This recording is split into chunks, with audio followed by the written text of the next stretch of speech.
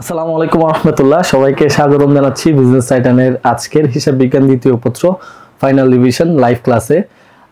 আজকে আমরা হিসাব বিজ্ঞান দ্বিতীয় পত্রের উপর একটি ওভারঅল ক্লাস করব, যেখানে আমরা কোনো স্পেসিফিক চ্যাপ্টারের কোনো নির্দিষ্ট ম্যাথ নিয়ে কথা বলবো না, যে এই চ্যাপ্টারের এই অঙ্কগুলো কিভাবে করতে হয়, কোনো পদ্ধতিগত কথা বলবো না। আমরা দেখার চেষ্টা করব আসলে কোন কোন চ্যাপ্টার থেকে কোন কোন ধরনের ম্যাথগুলো পরীক্ষায় আসে, কোন ম্যাথগুলো আমাদের পরীক্ষার আগে একটু প্র্যাকটিস করা উচিত।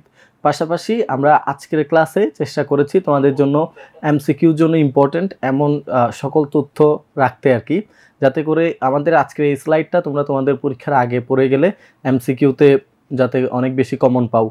পাশাপাশি আজকের ক্লাসটা মূলত তোমাদের জন্য একটা গাইডলাইনমূলক ক্লাস, যে ক্লাসে তোমরা একটা ধারণা পাবা হিসাব বিজ্ঞান দ্বিতীয় পত্রের জন্য কীভাবে প্রিপারেশন নেওয়া উচিত। ব্যবসায় শিক্ষা শাখার শিক্ষার্থী হিসেবে আমাদের কিছু কমফোর্ট জোন থাকে। এই কমফোর্ট জোনের মধ্যে একটা কমফোর্ট জোন হলো অ্যাকাউন্টিং, ফাইন্যান্স, ম্যানেজমেন্ট, মার্কেটিং। এই সাবজেক্টগুলোতে আসলে খুব ইজিলি A+ পাওয়া যায় আর কি, মানে অনেক কম এফোর্ট দিয়ে, যেহেতু আমরা ক্লাস 9-10 থেকে বা ইন্টারে 2 বছর অ্যাকাউন্টিং পড়ি। সো এই 2 বছর আমাদের অ্যাকাউন্টিংয়ে দেখা যায় ভালো একটা প্রিপারেশন হয়ে যায়। তো এসএসসি পরীক্ষায় ভালো রেজাল্ট করা এখানে মানে খুবই ইজি আর কি। তো দেখা যায় আরেকটা বিষয়, সেটা হলো অনেক স্টুডেন্ট পরীক্ষায় ভালো টাইম মেনটেন করতে না পারার কারণে হিসাব বিজ্ঞানের যে ম্যাথগুলো আসে পরীক্ষায় দেখা যায় অনেক বেশি লেন্দি ম্যাথ হয়, যে ম্যাথগুলো করতে অনেক সময় প্রয়োজন হয় আর কি। তো যেই কারণে দেখা যায় আমাদের অনেক শিক্ষার্থী পরীক্ষায় ভালো টাইম মেনটেন করতে না পারার ফলে সবগুলো আনসার করতে পারে না। ফলশ্রুতিতে অনেকেই এসএসসি পরীক্ষায় অ্যাকাউন্টিংয়ের মতো সহজ সাবজেক্টে A+ মিস করে বসে। আরেকটা বিষয়, সেটা হলো তোমরা এসএসসি পরীক্ষা দিয়েই তো ক্ষান্ত হচ্ছে না, এরপরে যেটা তোমাদের জীবনের সবচেয়ে ইম্পর্টেন্ট বিষয়, সেটা হলো অ্যাডমিশন টেস্ট, যেটা তোমার পরবর্তী জীবনের বলা যায় ডেস্টিনেশন সেট করে দিবে। সো অ্যাডমিশন টেস্টে আমাদের কমার্সের শিক্ষার্থীদের অনেকগুলো বিষয়ে প্রিপারেশন নিতে হয়। সো ওইখানে যদি আমাদের নতুন করে আবার অ্যাকাউন্টিংয়ে অনেক বেশি পড়া লাগে, সেটা আমাদের জন্য একটা বার্ডেন। এসএসসি প্রিপারেশন নেওয়ার সময় কীভাবে এসএসসি প্রিপারেশনটা নিলে আমরা এসএসসিতেও ভালো রেজাল্ট করব, পাশাপাশি অ্যাডমিশন টেস্টেও আমরা অনেক কমন পাবো, সেভাবে আজকে আমরা আমাদের ক্লাসটা করার চেষ্টা করব। সো আজকের ক্লাসে আমি তোমাদেরকে মূলত বলে দিব কোন চ্যাপ্টার থেকে আসলে কোন কোন ম্যাথগুলো পড়বা, কোন কোন কোয়েশ্চেন আসতে পারে, মূলত কোয়েশ্চেনগুলো দেখার চেষ্টা করব। পাশাপাশি এমসিকিউতে আসলে কি কি আসতে পারে, এমসিকিউর জন্য ইম্পর্টেন্ট এমন অনেক তথ্যকণিকা আমি আজকের ক্লাসে রেখেছি। আজকের স্লাইডটা খুবই ইম্পর্টেন্ট তোমাদের জন্য। তোমরা যারা আমাদের হোয়াটসঅ্যাপ গ্রুপগুলোতে যুক্ত আছো, তোমরা তো অবশ্যই আমাদের স্লাইডগুলো পেয়ে যাবে। পাশাপাশি তোমরা যারা আমাদের হোয়াটসঅ্যাপ গ্রুপগুলোতে যুক্ত নেই, তোমরা আমাদের আজকের এই ক্লাসটি শেয়ার করে দিতে পারো। শেয়ার করে দিলেই আমাদের আজকের এই পিডিএফটি দিয়ে দেওয়া হবে। সো তোমরা অনেকেই আমার সাথে যুক্ত হয়েছো, অনেকেই সালাম দিচ্ছ, ওয়ালাইকুম আসসালাম রহমতুল্লাহ। তোমরা একটু শেয়ার করে দিতে পারো তোমাদের কলেজের যদি কোনো মেসেঞ্জার গ্রুপ কিংবা হোয়াটসঅ্যাপ গ্রুপ থাকে, যেখানে তোমাদের সকল ফ্রেন্ডরা আছে, সবাইকে একটু মেনশন করে দিতে পারো কিংবা শেয়ার করে দিতে পারো তোমাদের কলেজ গ্রুপগুলোতে, যাতে আমাদের ক্লাসে পার্টিসিপেন্ট অনেক বেড়ে যায়। কিছুক্ষণ আগেই আজকে আমাদের একটা সেশন হয়েছে, আবার ক্লাসের শিডিউল একটু গরমিল হয়ে যাওয়ার কারণে অনেকেই এখনও জানে না যে আমাদের ক্লাসটি অলরেডি শুরু হয়ে গিয়েছে। সো তোমাদের একটা দায়িত্ব, সেটা হলো তোমাদের পরিচিত বন্ধুবান্ধব যারা আছে সবাইকে ইনফর্ম করে দেওয়া, যাতে করে আমরা সবাই মিলে একটা সুন্দর ক্লাস করতে পারি, এসএসসি পরীক্ষায় আলটিমেটলি অনেক ভালো একটা ফলাফল করতে পারি অ্যাকাউন্টিংয়ে।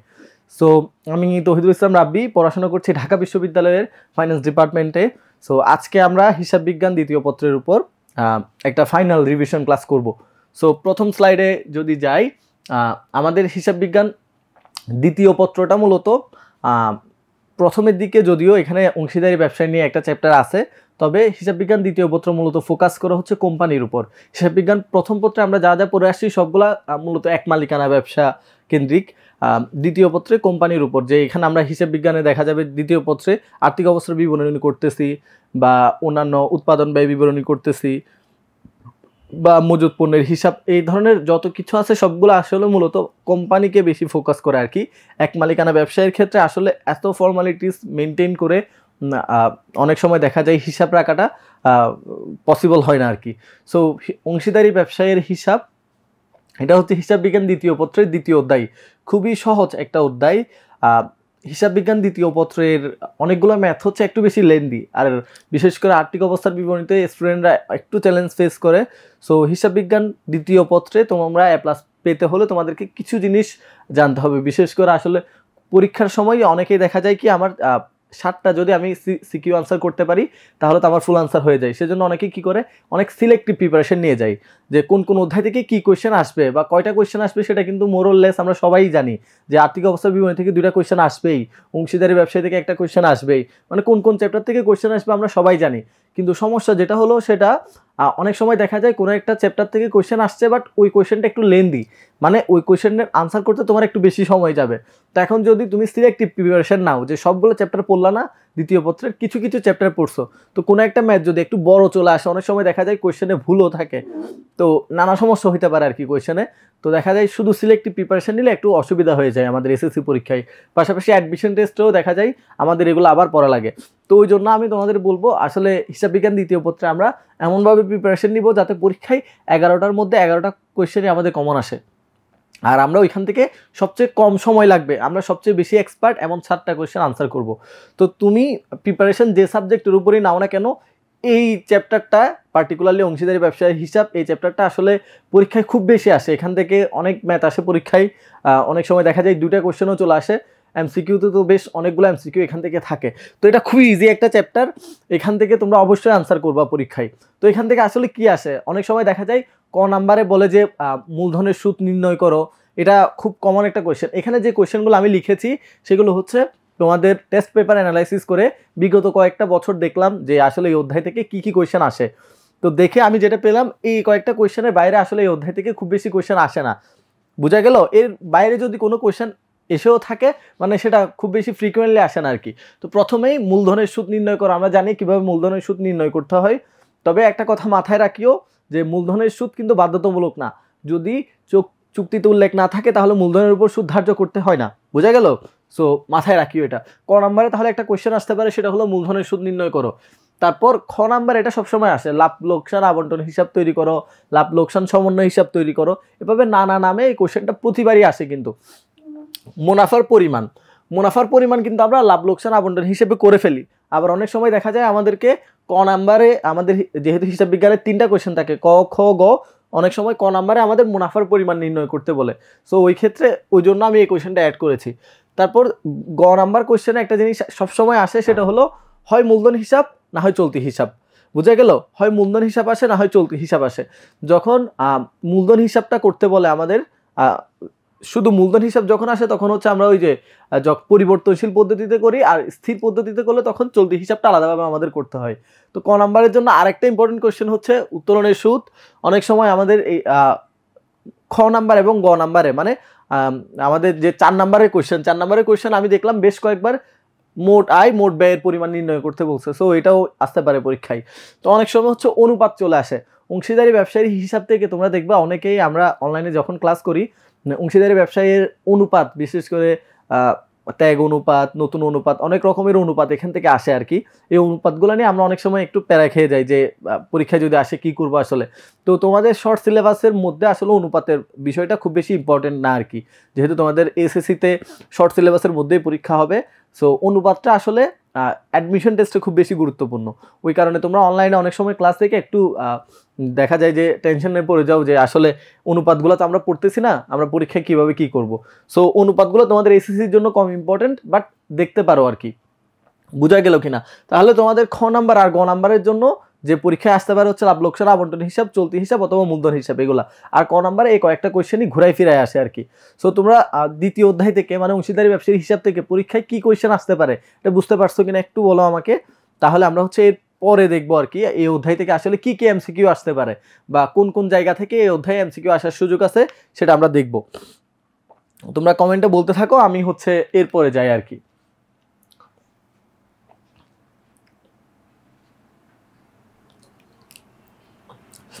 আচ্ছা, তোমরা যারা দেখছো আমাদের ক্লাসের পার্টিসিপেন্ট খুবই কম, বললাম যে আজকে কিছুক্ষণ আগে একটা আমাদের অলরেডি সেশন শেষ হয়েছে, অনেক শিক্ষার্থী মনে করছে যে আমাদের আজকে হয়তো ক্লাসটা হবে না, তো ওই কারণে আমাদের অনেক শিক্ষার্থী জানে না যে আজকে আমাদের ক্লাসটা হচ্ছে আর কি। সো তোমাদের প্রতি একটা অনুরোধ, তোমরা তোমাদের যে ফ্রেন্ডরা আছে, কারণ আমাদের গত ক্লাসেও অনেকজন স্টুডেন্ট পার্টিসিপেট করেছিল আমাদের ক্লাসে, তোমরা একটু তোমাদের ফ্রেন্ডদের একটু মেনশন করে দাও, পাশাপাশি যদি পসিবল হয় যে টাইম লাইনে একটু ক্লাসটা শেয়ার করতে পারো, আর না হলে তোমাদের যে হোয়াটসঅ্যাপ গ্রুপ বা মেসেঞ্জার গ্রুপ থাকে কলেজ ভিত্তিক, ওই কলেজ গ্রুপগুলোতে একটু আমাদের ক্লাসটা শেয়ার করতে পারো। অনেক বেশি স্টুডেন্ট আসলে মানে ক্লাস নিতেও মজা, ক্লাস করতেও মজা আর কি। অনেক কমেন্ট আসে, সবার কমেন্ট পড়ি, এটা আর কি ভালো লাগে ক্লাস নিতে। সো দেখো, এটা হচ্ছে তথ্যকণিকা। তথ্যকণিকা বলতে আসলে কি বোঝাচ্ছি আমি, এখানে হচ্ছে বিগত সেশনে বলতে গত বছর বিভিন্ন বোর্ডে বা এর আগের বছরগুলোতে বিভিন্ন বোর্ডে যে কোয়েশ্চেনগুলো আসছে, ওই কোয়েশ্চেনগুলো আসলে নির্দিষ্ট একটা পয়েন্টকে ধরেই তো আসে, নির্দিষ্ট কোনো একটা লাইনের বেসিসেই হচ্ছে একটা কোয়েশ্চেন আসে, এমসিকিউ আসে। ওই এমসিকিউতে আবার দেখা যায় 4টা অপশন, একটা অপশনই তো সঠিক হয়। তো ওইভাবে হচ্ছে এই লাইনগুলো, যে এই লাইনগুলো ইম্পর্টেন্ট, এই লাইনগুলো থেকে পরীক্ষায় কি আসতে পারে, আমাদের পরীক্ষায় এমসিকিউ আসতে পারে। সো এই লাইনগুলো খুবই ইম্পর্টেন্ট। আমি তোমাদেরকে একদম কনফিডেন্সের সাথে বলতে পারি, যদি পরীক্ষার আগে তুমি আর কোনো এমসিকিউ পড়লা না, শুধুমাত্র এই লাইনগুলো পড়ে গেলা, হিসাব বিজ্ঞান দ্বিতীয় পত্রের জন্য আমাদের আজকের স্লাইডে যে তথ্য কণিকাগুলো আছে, এগুলো যদি তোমরা পড়ে যাও, তোমরা ইনশাল্লাহ 20টার বেশি হচ্ছে কি পাবা, কোয়েশ্চেন কমন পাবা পরীক্ষায়। এটা একদম সত্য কথা, বুঝছো কি না? কারণ আমরা বিগত বছরগুলোতে দেখছি আর কি, এমসিকিউতে দেখা যায় ম্যাথ রিলেটেড কোয়েশ্চেন থাকে 8-10টা। তো এখানে থিওরিটিক্যাল যা কোয়েশ্চেন আসতে পারে সবগুলো কিন্তু আমরা এখানে নিয়ে আসছি, তোমাদের কষ্ট করে আর পুরা বইয়ের থিওরি পড়তে হচ্ছে না, বুঝা গেল? এখানে কম বেশি সব তথ্য আমরা নিয়ে আসছি। সো আজকে স্লাইডটা কিন্তু তোমাদের জন্য অনেক বেশি ইম্পর্টেন্ট। জান্নাতুল হচ্ছে তার অনেক ফ্রেন্ডকে মেনশন করছে, ধন্যবাদ তোমাকে। তোমরা যারা বাকিরা দেখছো, তোমরা হচ্ছে তোমাদের ফ্রেন্ডদের মেনশন করে দিতে পারো, তাহলে আমাদের ক্লাসের পার্টিসিপেন্ট অনেক বেড়ে যাবে। সো শুরু করি। সো বাংলাদেশে যে প্রচলিত অংশীদারি ব্যবসায়ের আইনটি আছে, তোমরা সবাই জানো, 1932 সালের আইন। এটা বেশ কয়েকবার আমাদের বিভিন্ন বোর্ডে এসেছিল। তারপর 1932 সালের অংশীদারি আইনের অংশীদারি ব্যবসায়ের সংজ্ঞা দেওয়া আছে ওই আইনের কত নাম্বার ধারায়, 4 নাম্বার ধারায়। এটা রেগুলার বেসিসেই আসে আমাদের পরীক্ষাগুলোতে, এটা তোমরা সবাই জানো, খুবই ইজি। যারা পারো তাদের কাছে একটু বোরিং লাগতে পারে, কারণ এই পয়েন্টগুলো তো আসলে আমরা জানি, কিন্তু এসএসসি পরীক্ষায় আসলে এগুলাই আসে, মানে সহজ কোয়েশ্চেন হয়, খুব বেশি কঠিন হয় না। তো অংশীদারি ব্যবসায়ের মূল ভিত্তি কি? চুক্তি। তো এই ক্ষেত্রে অনেক সময় স্টুডেন্টরা একটা জিনিস ভুল করে ফেলে, সেটা হলো চুক্তিপত্র লেখা থাকে পরীক্ষায়, ওরা আর কিছু না দেখে চুক্তিপত্রটাই আনসার দাগায় দেয়। চুক্তিপত্র মানে কি? লিখিত চুক্তিকে চুক্তিপত্র বলে। সো চুক্তিপত্র তো আমাদের মূল ভিত্তি না, আমাদের মূল ভিত্তি হলো চুক্তি। চুক্তি থাকলেই হলো, সেটা লিখিত হইতে হবে, নট ম্যান্ডেটরি, বুঝা গেল? এরপরও দেখো, অংশীদারি ব্যবসায় সদস্য সংখ্যা কতজন হয়? 2 জন থেকে 20 জন। আর যদি ব্যাংকিং ধরনের ব্যবসায়ী হয় এটা, তাহলে 2 জন থেকে 10 জন, এটা আমরা জানি। মানে সর্বনিম্ন 2 জন, সর্বোচ্চ 10 জন ব্যাংকিং এর ক্ষেত্রে। আর সাধারণ অংশীদারি ব্যবসায়ের ক্ষেত্রে হচ্ছে আমাদের 20 জন সর্বোচ্চ। অংশীদারগণ মূলধন বিনিয়োগ করে কিভাবে? চুক্তি অনুযায়ী। যদি কোনো অংশীদারি ব্যবসায় আমরা শুরু করতে যাই, তাহলে আমাদের তো একটা চুক্তি মাস্ট থাকা লাগবে, এটা অবশ্যই ম্যান্ডেটরি। চুক্তি নাই তো অংশীদারি ব্যবসা নাই। সো চুক্তি অনুযায়ী হচ্ছে মূলধন সরবরাহ করে অংশীদাররা। তারপর হচ্ছে অংশীদারি ব্যবসায়ের চুক্তি কি রকম হইতে পারে? 3 রকমের হইতে পারে সচরাচর। একটা হচ্ছে মৌখিক, আরটি হচ্ছে লিখিত, আর হচ্ছে লিখিত ও নিবন্ধিত। এই 3 ধরনের চুক্তি হইতে পারে। এরপরে হচ্ছে অংশীদারি ব্যবসায়ের চুক্তি। অংশীদারি ব্যবসায়ের চুক্তি হচ্ছে বাধ্যতামূলক, বাট চুক্তিপত্র বাধ্যতামূলক না। বারবার বলছি, চুক্তিপত্র বাধ্যতামূলক না, মাথায় রাখিও। চুক্তিতে উল্লেখ না থাকলে মুনাফা, চুক্তিতে উল্লেখ না থাকলে মুনাফা কি হারে বণ্টিত হবে? ধরো একটা ব্যবসা প্রতিষ্ঠানে বিভিন্ন জন হচ্ছে বিভিন্ন পরিমাণ মূলধন দিতে পারে, কিন্তু আমাদের চুক্তিতে যদি উল্লেখ না থাকে কে কি পরিমাণ মুনাফা পাবে সেটা, তাহলে আমরা সবাইকে সমান হারে মুনাফা দিব, বুঝা গেল? আমরা যখন ম্যাথ সলভ করব, চুক্তিতে যদি উল্লেখ না থাকে তাহলে আমরা মুনাফা দেওয়ার ক্ষেত্রে সমান হারেই দিব। এরপরে হচ্ছে আমরা পরবর্তী কোশ্চেনে যাই। আচ্ছা, এখানে বেশ অনেকগুলা তথ্যকণিকা আছে, মানে এই অধ্যায় থেকে যদি কোয়েশ্চেন আসে ম্যাথ ছাড়া, কারণ এখানে তো আসলে কণিকাগুলোতে তো ম্যাথ দেওয়া পসিবল না, থিওরিটিক্যাল বা জ্ঞানমূলক কোনো কোয়েশ্চেন যদি আসে এমসিকিউতে, এর বাইরে আসলে আসা পসিবল না। সো আজকের স্লাইডটা অনেক বেশি ইম্পর্টেন্ট, বুঝে গেল? সো তোমাদের ফ্রেন্ডদের তোমরা একটু মেনশন করে দিতে পারো, কারণ অনেক কম পার্টিসিপেন্ট দেখতেছি আমি ক্লাসে, আমার নিজেরও ভালো লাগতেছে না এত কম পার্টিসিপেন্ট দেখতে। তোমরা একটু অনেকেই, প্রীতম হচ্ছে তার অনেক ফ্রেন্ডকে মেনশন করছে, স্বর্ণা অনেক ফ্রেন্ডকে মেনশন করছে, তোমাদের ধন্যবাদ। বাকি যারা আছো তোমরা হচ্ছে একটু তোমাদের ফ্রেন্ডদের মেনশন করে দিতে পারো। আচ্ছা দেখো, চুক্তির অবর্তমানে কি হবে? চুক্তির অবর্তমানে সকল অংশীদার উত্তোলন করতে পারবে সমহারে। ধরো চুক্তি আছে যে অংশীদারি ব্যবসায় চুক্তি ঠিক করলো, কেউ চাইলে প্রতি বছর 10,000 টাকার বেশি উত্তোলন করতে পারবে না, তাহলে কেউ করতে পারবে না। ধরো চুক্তি নাই, তাহলে সবাই সমান সমান উত্তোলন করতে পারবে, বোঝা গেল? এরপরে এটা সবচেয়ে ইম্পর্টেন্ট বিষয়, এটা সবসময় আমরা ভুল করে ফেলি অনেক সময়, যে চুক্তির অবর্তমানে ঋণের উপর সুদ দিতে হবে 6% হারে। চুক্তির অবর্তমানে মূলধন বা উত্তোলনের উপর সুদ দেওয়া বাধ্যতামূলক না, বাট ঋণের উপর অবশ্যই কি দিতে হয়? সুদ দিতে হয়, এটা মাথায় রাখবা। তারপর দেখো, চুক্তিতে উল্লেখ না থাকলে কিসের উপর কোনো সুদ দিতে হয় না? মূলধন ও উত্তোলনের উপর। চুক্তির অবর্তমানে অংশীদারদের পরিশ্রমের বিপরীতে পাবে না বেতন। যদি চুক্তিতে উল্লেখ না থাকে তাহলে বেতন কিন্তু পাবে না, এটা মাথায় রাখিও। চুক্তিতে উল্লেখ থাকলেই কেবল বেতন পাবে, যদি চুক্তিতে উল্লেখ না থাকে তাহলে কি পাবে না, বেতন পাবে না। এটা খুবই ইম্পর্টেন্ট একটা বিষয়, চুক্তিতে উল্লেখ না থাকলে বেতনও পায় না।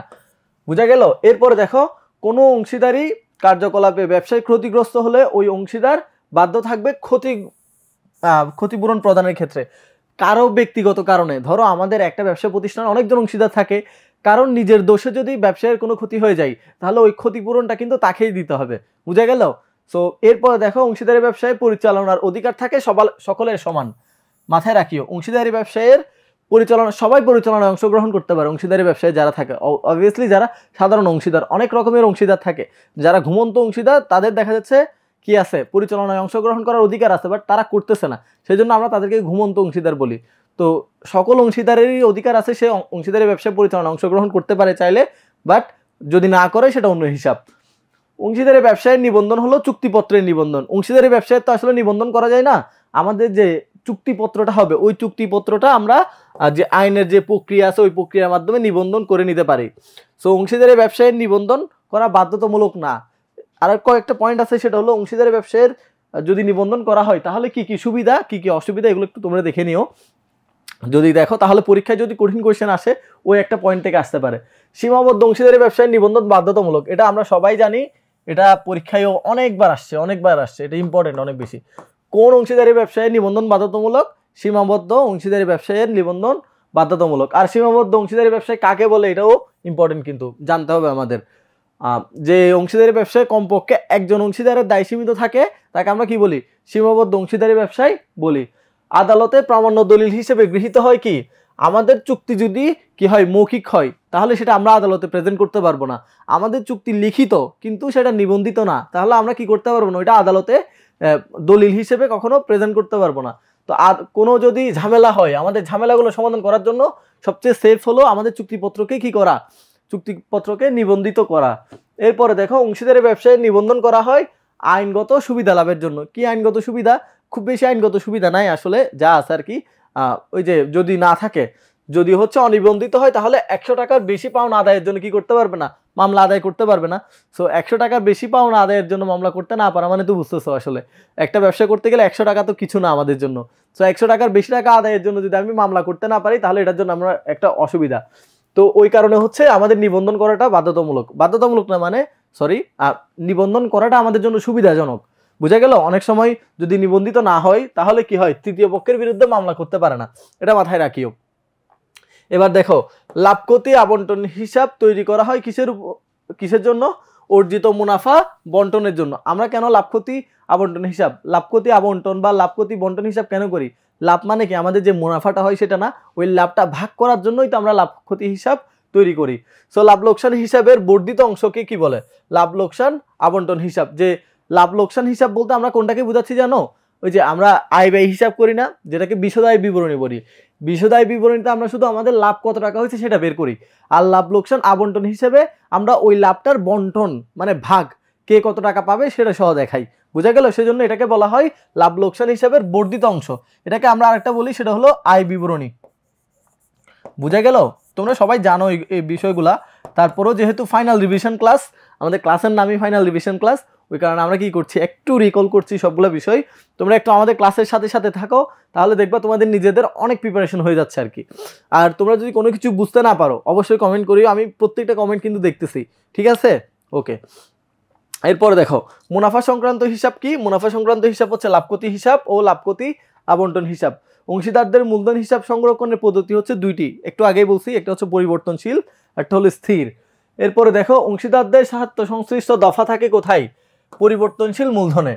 এরপরে মূলধন ও চলতি হিসাব রাখা হয় স্থায়ী মূলধন পদ্ধতিতে। যখন আমরা স্থায়ী মূলধন পদ্ধতি ব্যবহার করি, যে আমাদের মূলধন হিসাবটা স্থির, আমাদের লাভগুলোর জন্য বা আমাদের লসের জন্য আমাদের মূলধন পরিবর্তন হচ্ছে না, তখন সেটাকে আমরা বলবো কি স্থির, মানে আমরা যত টাকা মূলধন হিসেবে দিই ওইটাই থেকে যায়। আর আমাদের লাভ ক্ষতিগুলো বন্টন করার জন্য আমরা একটা আলাদা করে চলতি হিসাব তৈরি করি, তখন হচ্ছে আমাদের মূলধন হিসাবটা কি থাকে, মূলধনটা স্থির থাকে। তো এখানে কি বলছে দেখো, মূলধন ও চলতি হিসাব রাখা হয় কখন? স্থায়ী মূলধন পদ্ধতিতে। মূলধনের হ্রাস বৃদ্ধি ঘটে পরিবর্তনশীল মূলধন পদ্ধতিতে। আমরা জানি এগুলা। কমিশন ধার্য করা যায় কিসের উপর? কমিশন পূর্ববর্তী বা পরবর্তী মুনাফার উপর। মানে কমিশন আমরা দুইভাবে ধার্য করতে পারি, যে কমিশন পূর্ববর্তী লাভের উপরও করতে পারি, কমিশন পরবর্তী লাভের উপরও করতে পারি। বুঝা গেল? কি বললো?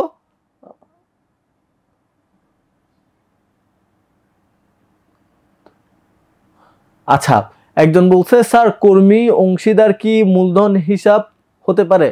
কর্মী অংশীদার কি মূলধন হিসাব হতে পারে? কোয়েশ্চেনটা বুঝি নাই। আচ্ছা, এখানে আমরা যখন লাভ লোকসান আবন্টন হিসাব করি, আসলে কে কোন ধরনের অংশীদার সেটা আমরা বিবেচনা করি না এখানে। বুঝা গেল?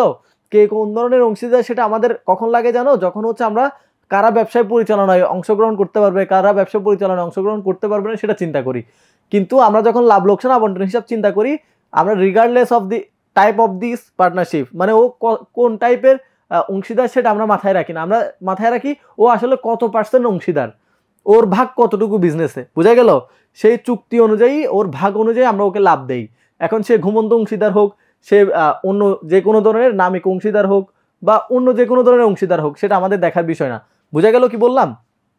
ওকে, সো আরেকটা বিষয় সেটা হলো হ্যাঁ, মূলধনের সুদ দেওয়া হয় চুক্তিতে থাকলে এবং লাভ হলে। যদি চুক্তিতে না থাকে তাহলে কিন্তু আমি দিতে পারবো না মূলধনের সুদ। এটা আগেই বলছি, অংশীদারদের সুদ দিতে হয় না কিসের উপর? পণ্য উত্তোলনের উপর সুদ দিতে হয় না। এটা খুবই ইম্পর্টেন্ট। উত্তোলনের উপর সুদ দিলেও আমরা কিসের উপর সুদ দেই না? পণ্য উত্তোলনের উপর সুদ দেই না। এটা কি তোমরা জানতা? একটু বলো তো, যে কয়জন আসো দ্রুত বলো যে পণ্য উত্তোলনের উপর সুদ দিতে হয় না। এটা তোমাদের জানা ছিল কিনা? ওকে, আমরা এরপরে যাই। সময় যদি নির্দিষ্ট না থাকে, ধরো আমি উত্তোলন করতেছি বছরের মাঝামাঝি সময়ে বা প্রতি মাসের শুরুতে বা মাঝখানে, যে কোনো সময় আমি করতে পারি। ঠিক আছে, আমি এখন নির্দিষ্ট কোনো সময় নাই, আসলে আমি কোন টাইমে যে উত্তোলনটা করতেছি। তো সময় যদি নির্দিষ্ট না থাকে তাহলে আমরা 6 মাসের সুদ দিব। 6 মাসের, এই যে দেখো, যদি সময় নির্দিষ্ট না থাকে তখন আমরা 6 মাসের সুদ দিব। 6 মাসের সুদ, একটা হচ্ছে মাস আর একটা হচ্ছে পার্সেন্টেজ। অনেক শিক্ষার্থী এই 6 মাস এটাকে পার্সেন্টেজ মনে করে, এটা কিন্তু পার্সেন্ট না, এটা মাস। বুঝা গেল? আমরা যখন বার্ষিক হার দিয়ে, সুদের হার দিয়ে গুণ করবো, তখন 6 নিচে হচ্ছে 12, এভাবে আসবে। বুঝা গেল? এটা হচ্ছে সময়, এটা হার না। হার হচ্ছে আমাদের যেটা পার্সেন্টেজ দিয়ে থাকে, ধরো 10% সুদ দিতে হবে, এটা হচ্ছে সুদের হার। কিন্তু এটা হচ্ছে সময়। অনেক সময় অনেকেই এটাকে পার্সেন্টেজ মনে করে। আর প্রতি মাসের শুরুতে হলে কি করতে হবে? 6.5 মাসের সুদ দিতে হয়। প্রতি মাসের মাঝামাঝি হলে 6 মাস, আর প্রতি মাসের শেষে হলে 6 মাস। আচ্ছা, 2 মাস অন্তর অন্তর হলে কত? এগুলো তোমাদের সবারই জানা। এগুলো কিভাবে বের করতে হয় একটা ওয়ে আছে, আমি তোমাদেরকে একটু দেখাই দিই, তোমরা তাহলে বুঝতে পারবা। ধরো কেউ হচ্ছে প্রতি মাসের শুরুতে হচ্ছে কি করে উত্তোলন করে। প্রতি মাসের শুরুতে যদি উত্তোলন করে, তাহলে জানুয়ারি মাসের 1 তারিখ যদি কেউ উত্তোলন করে, তাহলে সে ওই টাকাটার উপর কত মাসের সুদ দিবে? 12 মাসের না? জানুয়ারি মাসের 1 তারিখ যদি কেউ উত্তোলন করে ওই টাকাটার উপর 12 মাসের। এরপরে সে উত্তোলন করবে কখন? ফেব্রুয়ারি মাসের 1 তারিখ। ফেব্রুয়ারি মাসের 1 তারিখ উত্তোলন করলে ওই টাকাটার উপর 11 মাসের। এভাবে দিতে দিতে ডিসেম্বর মাসের 1 তারিখ পর্যন্ত সে কি করবে? উত্তোলন করবে। যাইতে যাইতে যাইতে ডিসেম্বরের 1 তারিখ পর্যন্ত যাবে। এটাকে যদি আমরা 12 দিয়ে ডিভাইড করি, কত দিয়ে ডিভাইড করি? 12 দিয়ে। বুঝা গেল? এটাকে যদি আমরা 12 দিয়ে ভাগ করি, যেটা পাবো সেটা হলো 6.5। তার মানে আমরা এভারেজে 6.5 মাসের সুদ দিব। এই যে 6.5, 6, এগুলো কিন্তু মুখস্থ কোনো কিছু না, এগুলো আমরা এভাবেই বের করি। এটা বের করার পদ্ধতি হচ্ছে এটা। বোঝা গেল কি বললাম? এটা তোমরা বাসায় একবার প্র্যাকটিস করিও, দেখবে সবগুলো তোমরা পারতেছো। কোনো কারণে পরীক্ষা যদি ভুলে যাও, তাহলে পাশের জন থেকে আর জিজ্ঞাসা করতে হবে না, নিজেই ক্যালকুলেটারে ক্যালকুলেট করে বের করে ফেলতে পারবা।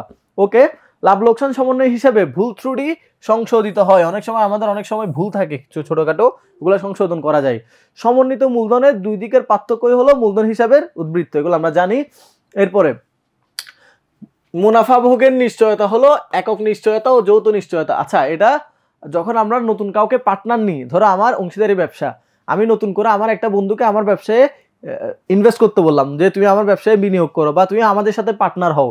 এখন ও পার্টনার হইতে চাচ্ছে না, কিন্তু ও যদি পার্টনার হয় আমরা বুঝতেছি আমাদের জন্য লাভ হবে, তখন আমরা কি করি? ওকে একটা গ্যারান্টি দিই যে তুমি আমাদের ব্যবসায় ইনভেস্ট করলে তুমি 10,000 টাকা লাভ করতে পারবে, আর যদি তুমি 10,000 টাকা লাভ করতে না পারো তাহলে টাকাটা আমি নিজের থেকে দিয়ে দিব। এভাবে যে নিশ্চয়তা দেওয়া হয় এটাকে গ্যারান্টি। এই গ্যারান্টিটা আমরা যদি একজনে দিই তাহলে হচ্ছে একক নিশ্চয়তা, যদি অনেকে মিলে দেয়, দুইজনে মিলে দেয় বা সবাই মিলে দেয়, দ্বৈত নিশ্চয়তা বা যৌথ নিশ্চয়তা বলে। দ্বৈত মানে দুইজনে দেওয়া, যৌথ মানে অনেকজনে দেওয়া। বুঝা গেল? সো তোমরা এগুলো সবাই জানো। সমন্বিত মূলধন হিসাব শুরু হয় কি? পূর্বের অসংশোধিত ব্যালেন্স ধারা, এগুলো সবাই জানি। অংশীদারদের হিসাবে 4 যোগ্য হয় সমন্বিত ক্ষতি। চার্জযোগ্য মানে তো বুঝো যে সমন্বিতভাবে কোনো ক্ষতি হয়েছে, তাহলে অংশীদারদের যে মূলধনটা ছিল ওই মূলধনটা কমে যাবে, ওটা হচ্ছে ক্ষতির কারণে কমে যাবে। আর লাভ হইলে তখন কি হয়, আমাদের অংশীদারদের মূলধনটা বেড়ে যায়। তো অংশীদারদের প্রকৃত পাওনার পরিমাণ জানা যায় সমন্বিত মূলধন হিসাব থেকে। এটা আমরা সবাই জানি। লাভ লোকসান সমন্বয় হিসাব প্রস্তুতের পরের ধাপ হচ্ছে সমন্বিত হিসাবগুলো তৈরি করা, এটা আমরা জানি। তো এরই মাধ্যমে হচ্ছে আমাদের দ্বিতীয় অধ্যায়ের এমসিকিউর সম্পূর্ণ প্রিপারেশন হয়ে গেল। এবং দ্বিতীয় অধ্যায়ে আমাদের পরীক্ষায় সিকিউতে মানে সৃজনশীল প্রশ্নে কি কি আসতে পারে আমরা একটা ধারণা পেলাম। তোমরা যারা দ্বিতীয় অধ্যায় সম্পর্কে একটা পূর্ণাঙ্গ ধারণা পেয়ে গিয়েছো, যদি ক্লিয়ার হয়ে থাকো তাহলে একটু লিখো ক্লিয়ার। আর এখন আরেকটা সময়, যেহেতু আরেকটা অধ্যায় শুরু করছি, তোমরা যে কয়জন আছো একটু চেষ্টা করো যে তোমাদের ফ্রেন্ডদের একটু মেনশন করে দেওয়ার, কিংবা একটু হোয়াটসঅ্যাপ গ্রুপগুলোতে বা মেসেঞ্জার গ্রুপগুলোতে আমাদের ক্লাসের লিঙ্কটা শেয়ার করে দেওয়ার। আরও বেশি স্টুডেন্ট আসলে আরও ভালো লাগবে আর কি ক্লাস করতে। সো তোমাদের 10 সেকেন্ড সময় দিলাম, তোমরা বলো যে সব কিছু ক্লিয়ার কিনা। আর যারা যারা শেয়ার করতে চাও একটু শেয়ার করে দাও।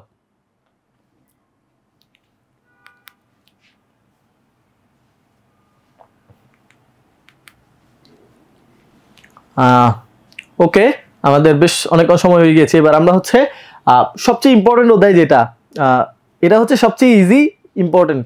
এখান থেকে প্রতি বছরই কি আসে, একটা করে বা দুইটা করে সিকিউ চলে আসে পরীক্ষায়। আর এই অধ্যায়ের অঙ্কগুলা করা সবচেয়ে সহজ, সবচেয়ে কম সময়ে হচ্ছে এই অধ্যায়ের ম্যাথ করা যায়। আমি যখন এসএসসি পরীক্ষা দিয়েছিলাম, আমার এখনও মনে আছে, এসএসসি পরীক্ষার আগে জীবনে যতগুলো পরীক্ষা দিয়েছি সবগুলো পরীক্ষায় আমি হিসাব বিজ্ঞান দ্বিতীয় পত্র পরীক্ষা শুরু করতাম এটা দিয়ে, যে যৌথ মূলধনী কোম্পানির মূলধন, এটা দিয়েই আমি শুরু করতাম। কারণ এখানে আসলে ম্যাথগুলো কীরকম হবে মোরলেস সবারই জানা। এখানে কয়েকটা ম্যাথ আছে যেগুলো আগে থেকে প্র্যাকটিস করে গেলে পরীক্ষায় হুবহু কমন চলে আসে এই অধ্যায়ের ম্যাথ। এখানে কয়েকটা জাবেদা থাকে, এই জাবেদাগুলো সবারই জানা, কি জাবেদা আসবে, ব্যাংক হিসাব করতে বলে, মূলধন হিসাব করতে বলে, এ ধরনের ছোটোখাটো কিছু বিষয়। তো এই অধ্যায়টা সবচেয়ে ইজি। তো তোমাদের যারা আজকের ক্লাসটা করছো, তোমাদের প্রতি আমার পরামর্শ থাকবে এই অধ্যায় থেকে ম্যাথ মিস দিবা না। কারণ এই অধ্যায় থেকে কখনো ভুল হওয়ার সম্ভাবনা থাকে না আর কি। ম্যাথ অনেক সময় এই অধ্যায় থেকে যদি কঠিন ম্যাথ আসে, তখন পার্সেন্টেজ আকারে একটা হচ্ছে ম্যাথ আসে।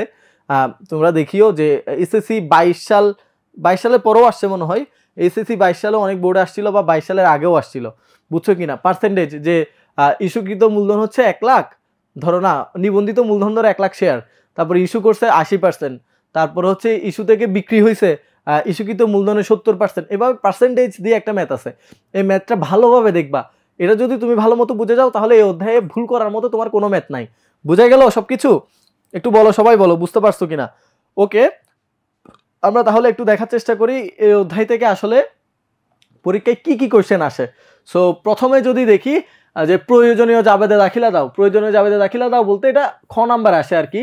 যে ধরো যৌথ মূলধনী কোম্পানির মূলধন, এখানে কি থাকে, একটা কোম্পানি তার হচ্ছে একটা নিবন্ধিত মূলধন থাকে, এরপরে একটা ইস্যুকৃত মূলধন থাকে, বন্টনকৃত মূলধন থাকে। ধরো ওরা এতগুলো শেয়ার নিবন্ধন করে নিছে, এবার বাজারে ওদের শেয়ার বিক্রি করছে। শেয়ার বিক্রি করার পর কি করে, শেয়ার বিক্রি করার পর ওদের ব্যাংক হিসাবে টাকাগুলো আসে, ঠিক না। তো অনেক সময় দেখা যায় অনেক বেশি টাকা আমাদের অ্যাকাউন্টে চলে আসে, আমাদের এতগুলো শেয়ার নাই, তো অনেকজনকে টাকা ফেরত দিয়ে দিতে হয়। বুঝা গেল? সো এই বিষয়গুলো আর কি, এই জাবেদাগুলা। আবার আরেকটা বিষয় হচ্ছে, আচ্ছা আরেকটা বিষয় হচ্ছে কি, আরেকটা বিষয় হচ্ছে ধরো আমাদের অনেক সময় শেয়ার ইস্যু করে বিভিন্ন সম্পদ কিনা হয় শেয়ারের বিনিময়ে। বুঝা গেল? তো ওইটার জাবেদা। তো এই ধরনের কয়েকটা জাবেদা থাকে এখানে। অনেক সময় বলে 2 বছরের জাবেদা দাও, 3 বছরের জাবেদা দাও, 4 বছরের জাবেদা দাও। তো 2-3 বছরের জাবেদা দিতে বলে এই জাবেদাটা দিবা। এটা খ নাম্বার অথবা গ নাম্বারে অনেক বেশি আসে। বুঝা গেল এই প্রথম প্রশ্নটা। ব্যাংক হিসাব, শেয়ার অবহার হিসাব, শেয়ার অধিহার হিসাব, এগুলো করতে বলে এটা খ নাম্বারে করতে বলে অথবা গ নাম্বারে করতে বলে। সো এটা আমরা সবাই জানি। কোম্পানির আর্থিক অবস্থার বিবরণী তৈরি করো, এটা তো আমরা জানি, এটা সবাই জানি। এই অধ্যায়ে আর্থিক অবস্থার বিবরণী অবশ্যই আসে। তারপর এটা হচ্ছে অনুমোদিত মূলধনের পরিমাণ নির্ণয় করো। অনুমোদিত মূলধনের পরিমাণ বলতে তোমাকে ধরো বলে দিছে প্রতিটি শেয়ারের দাম 10 টাকা, ওই কোম্পানি 1 লাখ শেয়ার হচ্ছে অনুমোদন নিছে, তাহলে 10 গুণ 1 লাখ, 10 গুণ 1 লাখ যেটা হবে সেটা হচ্ছে আমাদের অনুমোদিত, মানে 10 লাখ। 10 লাখ হচ্ছে আমাদের অনুমোদিত মূলধনের পরিমাণ। বুঝা গেল? আচ্ছা, একজন বলেছে অংশীদারি ব্যবসায়ের ম্যাথগুলো রাফ করে দেখাতে হবে, ডিরেক্ট মান বসিয়ে দিলে হবে কিনা। আচ্ছা, অনেকগুলো বিষয় আছে যেগুলো তোমাকে রাফ করে দেখাইতে হবে। যেমন ধরো মুনাফার পরিমাণ, এটা তুমি ডিরেক্ট বসাই দিতে পারো, তবে নিচে রাফ করে দেখানোটা সেফ। বুঝা গেল? কারণ যেগুলো রিটেন কোশ্চেন এগুলো যেহেতু অ্যাসেস করে হচ্ছে বিভিন্ন মানুষ, তো এক এক মানুষের সাইকোলজি এক এক রকম। অনেক মানুষ অনেক সংক্ষিপ্ত জিনিসপত্র পছন্দ করে, অনেক মানুষ সংক্ষিপ্ত জিনিসপত্র পছন্দ করে না, বুঝা গেল? তো তোমরা একটু চেষ্টা করিও যদি রাফটা নিচে দেওয়া যায় আর কি, আমার যে ক্যালকুলেশনটা সেটা নিচে দিয়ে দিতে পারো। অনেকগুলা ভ্যালু আছে, যেমন ধরো 6.5 মাসে সুদ দিতে হয়, 6.5টা কীভাবে সেটা দেখানোর দরকার নাই, বাট তুমি যে সুদের পরিমাণটা নির্ণয় করছো এটা কীভাবে নির্ণয় করছো একটু নিচে দেখাই দিতে পারো। যদি বাই এনি চান্স এমন হয়ে যায় তোমার পরীক্ষায় আসলে সময় খুবই কম, তাহলে তুমি শুধু ম্যাথটা করে দিও, আর ওই রাফটা দেখানোর দরকার নাই, ডিপেন্ডিং অন ইয়োর টাইম, যে তুমি কোন সময় করতেছো, কোন সিচুয়েশনে করতেছো, বুঝা গেল? ওকে, লেটস মুভ। এরপরে হচ্ছে শেয়ার মালিকানা সত্ত্বের পরিমাণ, এটা পরীক্ষায় আসে, ইম্পর্টেন্ট কোশ্চেন, তোমরা জানো। ইস্যুকৃত মূলধনের পরিমাণ নির্ণয় করো বা ইস্যুকৃত শেয়ারের মূল্য নির্ণয় করো, এটাও ইজি, মানে ক নাম্বারে আসে এই ধরনের কোশ্চেনগুলা। কমিশনের পরিমাণ নির্ণয় করো, কমিশন দুই রকম হইতে পারে, আমরা একটু আগে পড়ে আসছি এটা। তারপর কমিশন আসলে দেয় কাদের, ওই যে অবলেখক, ব্যাংক যখন হচ্ছে তাদের শেয়ারগুলো বিক্রি করার দায়িত্ব নেই তাদেরকেই হচ্ছে কি দেয়, মূলত কমিশন দেয়। এবার আমরা হচ্ছে চতুর্থ অধ্যায় থেকে পরীক্ষায় কি কি কোশ্চেন আসতে পারে সেটা দেখব। পরীক্ষায় কি কি কোশ্চেন বলতে আসলে এমসিকিউর কথা বলছি আমরা। সো যেটা এর আগে বলেছিলাম, ইনশাআল্লাহ তোমাদের থিওরিটিক্যাল কোশ্চেন এর বাইরে আসার আসলে কোনোভাবেই পসিবিলিটি নাই, বুঝা গেল? এগুলো যদি তোমরা দেখো তোমাদের পরীক্ষায় 30টার মধ্যে 20টা এমসিকিউ কভার হয়ে যাবে। আর 10টা এমসিকিউ কেন কভার হচ্ছে না, কারণ আমাদের এখানে ম্যাথমেটিক্যাল টার্মগুলো আমরা হচ্ছে এখানে আনি নাই। ম্যাথমেটিক্যাল যে টার্মগুলো সেগুলো তোমরা সিকিউর প্রিপারেশন যখন নিবা হয়ে যাবে, তখন দেখবে তোমরা পরীক্ষায় হিসাব বিজ্ঞানে 30-এর মধ্যে 28টা, 29টা, অনেক সময় 30-এর মধ্যে 30টা এমসিকিউ কমন পাবে ইনশাল্লাহ। সো দেখো পৃথিবী কি বলছে। প্রথমে বলছে হচ্ছে পৃথিবীতে প্রথম কোম্পানি আইন চালু হয় 1844 সালে, এটা বেশ কয়েকবার বোর্ডে আসছিল সেজন্য এখানে দেওয়া। 2 নম্বর, বাংলাদেশে বিদ্যমান কোম্পানি আইন কত সালের, 1994 বা 1994 সালের। কোম্পানি আইনে যে দ্বারাই কোম্পানির সংজ্ঞা দেওয়া আছে সেটা হচ্ছে 2-1 ঘ, এটা মাথায় রাখিও, 2-1 ঘ দ্বারাই এটা আসছিল বোর্ডে। এখানে যে যা কিছু দেওয়া হয়েছিল এগুলো বিভিন্ন বোর্ডে আসছিল, এমন না যে আমি আমার আইডিয়া থেকে বা আমার ব্যক্তিগত মতামত থেকে আমি এগুলো দিছি। এগুলো তোমাদের বিভিন্ন টেস্ট পেপার, তোমরা যারা বিভিন্ন কোম্পানির টেস্ট পেপার কিনবা দেখবো এখানে তথ্যকণিকাতে সেম এই ইনফরমেশনগুলো দেওয়া আছে, বুঝা গেল? তো আমরা বিভিন্ন টেস্ট পেপার দেখছি, বিভিন্ন ইয়ারের কোশ্চেনগুলো দেখছি, ওইখান থেকে আমরা এগুলো উঠাইছি, বুঝা গেল? এগুলো আমরা নিজেরা কিছু বানাই নাই, বুঝা গেল কিনা? এরপর দেখো, যৌথ মূলধনী কোম্পানির উদ্ভব হয় কোথায়, ইংল্যান্ডে, আমরা জানি। ইংল্যান্ড মানে হচ্ছে ইউকে। কোম্পানির মূলধনের প্রধান উৎস কি, কোম্পানির মূলধনের প্রধান উৎস হচ্ছে শেয়ার, মূলধনের প্রধান উৎস শেয়ার, এটা মাথায় রাখিও। যৌথ মূলধনী কোম্পানির সর্বনিম্ন সদস্য সংখ্যা হচ্ছে 7 জন। আচ্ছা, এটা একটু কোয়েশ্চেনটা আসলে সবসময় এই আনসারটা সঠিক না, কারণ যদি যৌথ মূলধনী কোম্পানি দুই রকমের হইতে পারে, একটা হচ্ছে প্রাইভেট লিমিটেড, একটা হচ্ছে পাবলিক লিমিটেড। যদি যৌথ মূলধনী কোম্পানি প্রাইভেট লিমিটেড হয় তখন সর্বনিম্ন সদস্য সংখ্যা 7 জন না, তখন 1 জন অথবা 2 জনও হইতে পারে। যে প্রাইভেট লিমিটেড কোম্পানি এককও হইতে পারে, মানে একজন ব্যক্তি একটা কোম্পানি বানাইতে পারে। বাংলাদেশে এই আইন আগে ছিল না, এখন নতুন যে আইন, এই আইনে হচ্ছে একজন ব্যক্তি একক কোম্পানিও হইতে পারে। তো প্রাইভেট লিমিটেড কোম্পানির ক্ষেত্রে 1 জনও হইতে পারে, 2 জনও হইতে পারে, 3 জনও হইতে পারে, বুঝা গেল? কিন্তু সর্বোচ্চ 50 জনের বেশি না। আর প্রাইভেট লিমিটেড কোম্পানি যদি হয় তাহলে ওই নিয়মটা। পাবলিক লিমিটেড কোম্পানি হইলে মিনিমাম 7 জন লাগবে আর সর্বোচ্চ শেয়ার সংখ্যা দ্বারা সীমাবদ্ধ। দেশের প্রচলিত আইন দ্বারা গঠিত হয় সনদপ্রাপ্ত কোম্পানি। আচ্ছা, সনদপ্রাপ্ত কোম্পানি বলতে আমাদের সনদপ্রাপ্ত কোম্পানি বলতে আসলে এখানে যেটাকে বোঝাচ্ছে সেটা হচ্ছে যেমন ধর ইস্ট ইন্ডিয়া কোম্পানি, এই ইনফরমেশনটা একটু ভুল দেওয়া আছে, এটা তোমরা একটু স্কিপ করো। যে সনদপ্রাপ্ত বা চার্টার্ড কোম্পানি যেগুলোকে বলা হয়, সনদপ্রাপ্ত যে কোম্পানিগুলো সেগুলো হচ্ছে চার্টার্ড। ওই যে ইস্ট ইন্ডিয়া কোম্পানি, যে ব্রিটেনের রানীর অধ্যাদেশে যেগুলো হইতো সেগুলো হচ্ছে সনদপ্রাপ্ত কোম্পানি। আর এখানে আসলে যেটা বোঝাচ্ছে আর কি এই কোশ্চেন দিয়ে, এটাকে যদি আমরা সঠিক বলে বুঝাইতে চাই সেটা হলো আমাদের দেশে কিছু বিশেষায়িত কোম্পানি থাকে, যেমন ধরো বাংলাদেশ ব্যাংক বা এরকম আরো বেশ কিছু বিডিবিএল, এরকম কিছু ব্যাংক আছে যেগুলো দেশের আইনের মাধ্যমে গঠিত হয়। সেই ব্যাংকগুলা হচ্ছে বা সে ব্যাংক বা সেই প্রতিষ্ঠানগুলো বা সেই কোম্পানিগুলোকে আমরা বলতে পারি সনদপ্রাপ্ত কোম্পানি, যে বা বিশেষায়িত কোম্পানি বা বিশেষ কোম্পানি আর কি, যেগুলো আইনের মাধ্যমে হয়। কোম্পানিকে শেয়ার ইস্যুর অনুমতি দেয় কে, বিএসইসি। আর বিএসইসির পুনরূপ হলো Bangladesh securities and exchange commission. কোম্পানির মূল দলিল কি, কোম্পানির মূল দলিল হচ্ছে মেমোরেন্ডাম বা স্মারকলিপি, এটা আমরা সবাই জানি। আর কোম্পানির আয়কর প্রদেয় হয় নিট মুনাফার উপর, মানে ট্যাক্স দিতে হয় কিসের উপর, আমাদের যা লাভ হয়েছে সেই টাকাটার উপর। ওকে, এরপরে যদি যাই, পাবলিক লিমিটেড কোম্পানির ন্যূনতম উদ্যোক্তা কতজন, আমরা অলরেডি পড়ে ফেলছি। পাবলিক লিমিটেড কোম্পানির ন্যূনতম 7 জন, প্রাইভেট লিমিটেড কোম্পানির ন্যূনতম 3 জন, বুঝা গেল? 3 জন পরিচালক। যদিও এটা এখন চেঞ্জ হয়েছে, যে একজনও কোম্পানি করা যায় চাইলে, কিন্তু তোমাদের এসএসসির বইয়ে এটাই লেখা আছে আর কি। সো ওই জন্য এখানে এটা দেওয়া। পাবলিক লিমিটেড কোম্পানির ব্যবসা শুরু করতে পারে কখন? প্রাইভেট লিমিটেড কোম্পানি সে নিবন্ধনের পরপরই ব্যবসা শুরু করে দিতে পারে, কাজ শুরু করে দিতে পারে, বাট প্রাইভেট লিমিটেড কোম্পানি যেটা পারে সেটা পাবলিক লিমিটেড কোম্পানি পারে না। পাবলিক লিমিটেড কোম্পানি নিবন্ধনের পর কাজ শুরু করার জন্য তার আর একটা পত্র লাগে, সেটা হচ্ছে কার্যারম্ভের অনুমতিপত্র। যখনই সে কার্যারম্ভের অনুমতিপত্র পায় তখনই সে হচ্ছে ব্যবসা শুরু করতে পারে। কোম্পানির মূলধনের ক্ষুদ্র ও সমান অংশ হলো শেয়ার, যেটাকে আমরা ইংলিশে অনেক সময় স্টকও বলে থাকি। বুঝে গেল? যৌথ মূলধনী কোম্পানির মূলধন সংগ্রহের প্রধান উৎস হলো শেয়ার বিক্রয়। আমরা সবাই জানি যৌথ মূলধনী কোম্পানির নিবন্ধন হওয়া বাধ্যতামূলক। এটা তো যেহেতু কোম্পানির আলাদা কৃত্রিম ব্যক্তি সত্তা আছে, কোম্পানি যদি নিবন্ধিত না হয় তাহলে সেটা তো কৃত্রিম ব্যক্তি সত্তা হতে পারবে না। এটা আমরা সবাই জানি, খুবই বেসিক। এসএসসি পরীক্ষায় এগুলো আসছে, বুঝো তোমরা। এবার এগুলো তোমাদের কাছে বোরিং লাগতেছে না হয়তো অনেকের, যে ভাই এগুলো তো আমরা পারি, অনেক ইজি বিষয়, এগুলো কেন পড়াচ্ছেন ক্লাসে? এগুলাই তোমাদের পরীক্ষায় আসছে, তোমরা পরীক্ষায় এগুলাই ভুল করে আসো। দেখো কত ইজি জিনিস। সো এখন একটু প্র্যাকটিস করে রাখো, তাহলে এসএসসি পরীক্ষায় ইনশাল্লাহ ইজিলি আনসার করতে পারবা। সো 18 নম্বরে কি বলছে দেখো, কোম্পানি গঠনের সময় সংগঠিত ব্যয় হলো প্রাথমিক খরচ। এগুলো আমরা সবাই জানি। সো এভাবে হচ্ছে অনেকগুলা তথ্যকণিকা আমরা এখানে দিয়ে রাখছি। সবগুলো তথ্যকণিকা হচ্ছে আমি এখানে ক্লাসে পড়াবো না, কারণ অনেক সময় চলে যাবে আর কি। আর এগুলো হচ্ছে তোমরা নিজেরা পড়লেই পারবে। যে বিষয়টা আমার আসলে বলা উচিত সেই বিষয়গুলো আমি বলবো তোমাদের। সো এখান থেকে আমি ধরে ধরে কয়েকটা বিষয় বলি। সেটা হলো যৌথ মূলধনী কোম্পানির দায় আসলে সীমাবদ্ধ, আমরা সবাই জানি। তারপর যৌথ মূলধনী কোম্পানির ক্ষুদ্র আর অসমান অংশকে হচ্ছে স্টক বলে, যদিও এই জিনিসটা আসলে সবসময় ট্রু না, কারণ স্টক আর শেয়ার একটা আরেকটার জন্য আমরা কি বলে যাই, একটা আরেকটার বিপরীতে, একটা বিপরীতে না, একটার অল্টারনেটিভ হিসেবে ব্যবহার করতে পারে আর কি। সিমিলার আমরা কি যেগুলো বলি সিনোনিম। অনেক সময় শেয়ার আর স্টক সেম, অনেকগুলো দেশে শেয়ার বলতে যেটা বোঝায় স্টক বলতেও সেম বোঝাই, বাট আমাদের দেশে আমরা শেয়ার আর স্টককে হচ্ছে একটু ডিফারেন্টলি দেখি।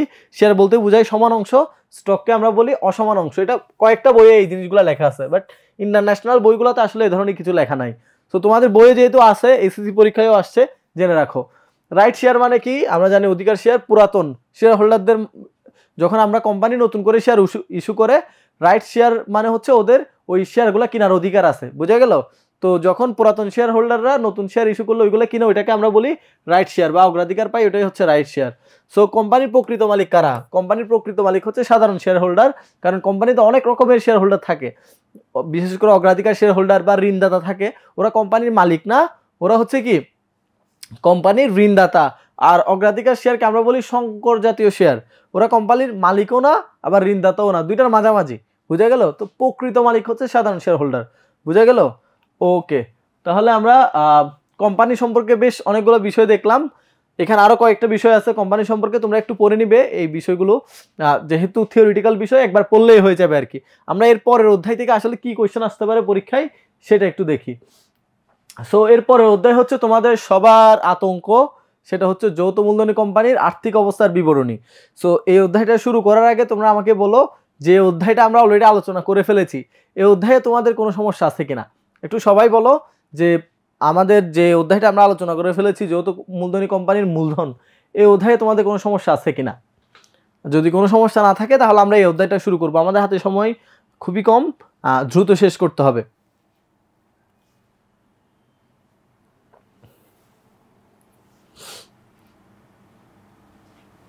ওকে, যেহেতু কোনো সমস্যা নাই তাহলে আমরা এরপরে অধ্যায়ে যাচ্ছি।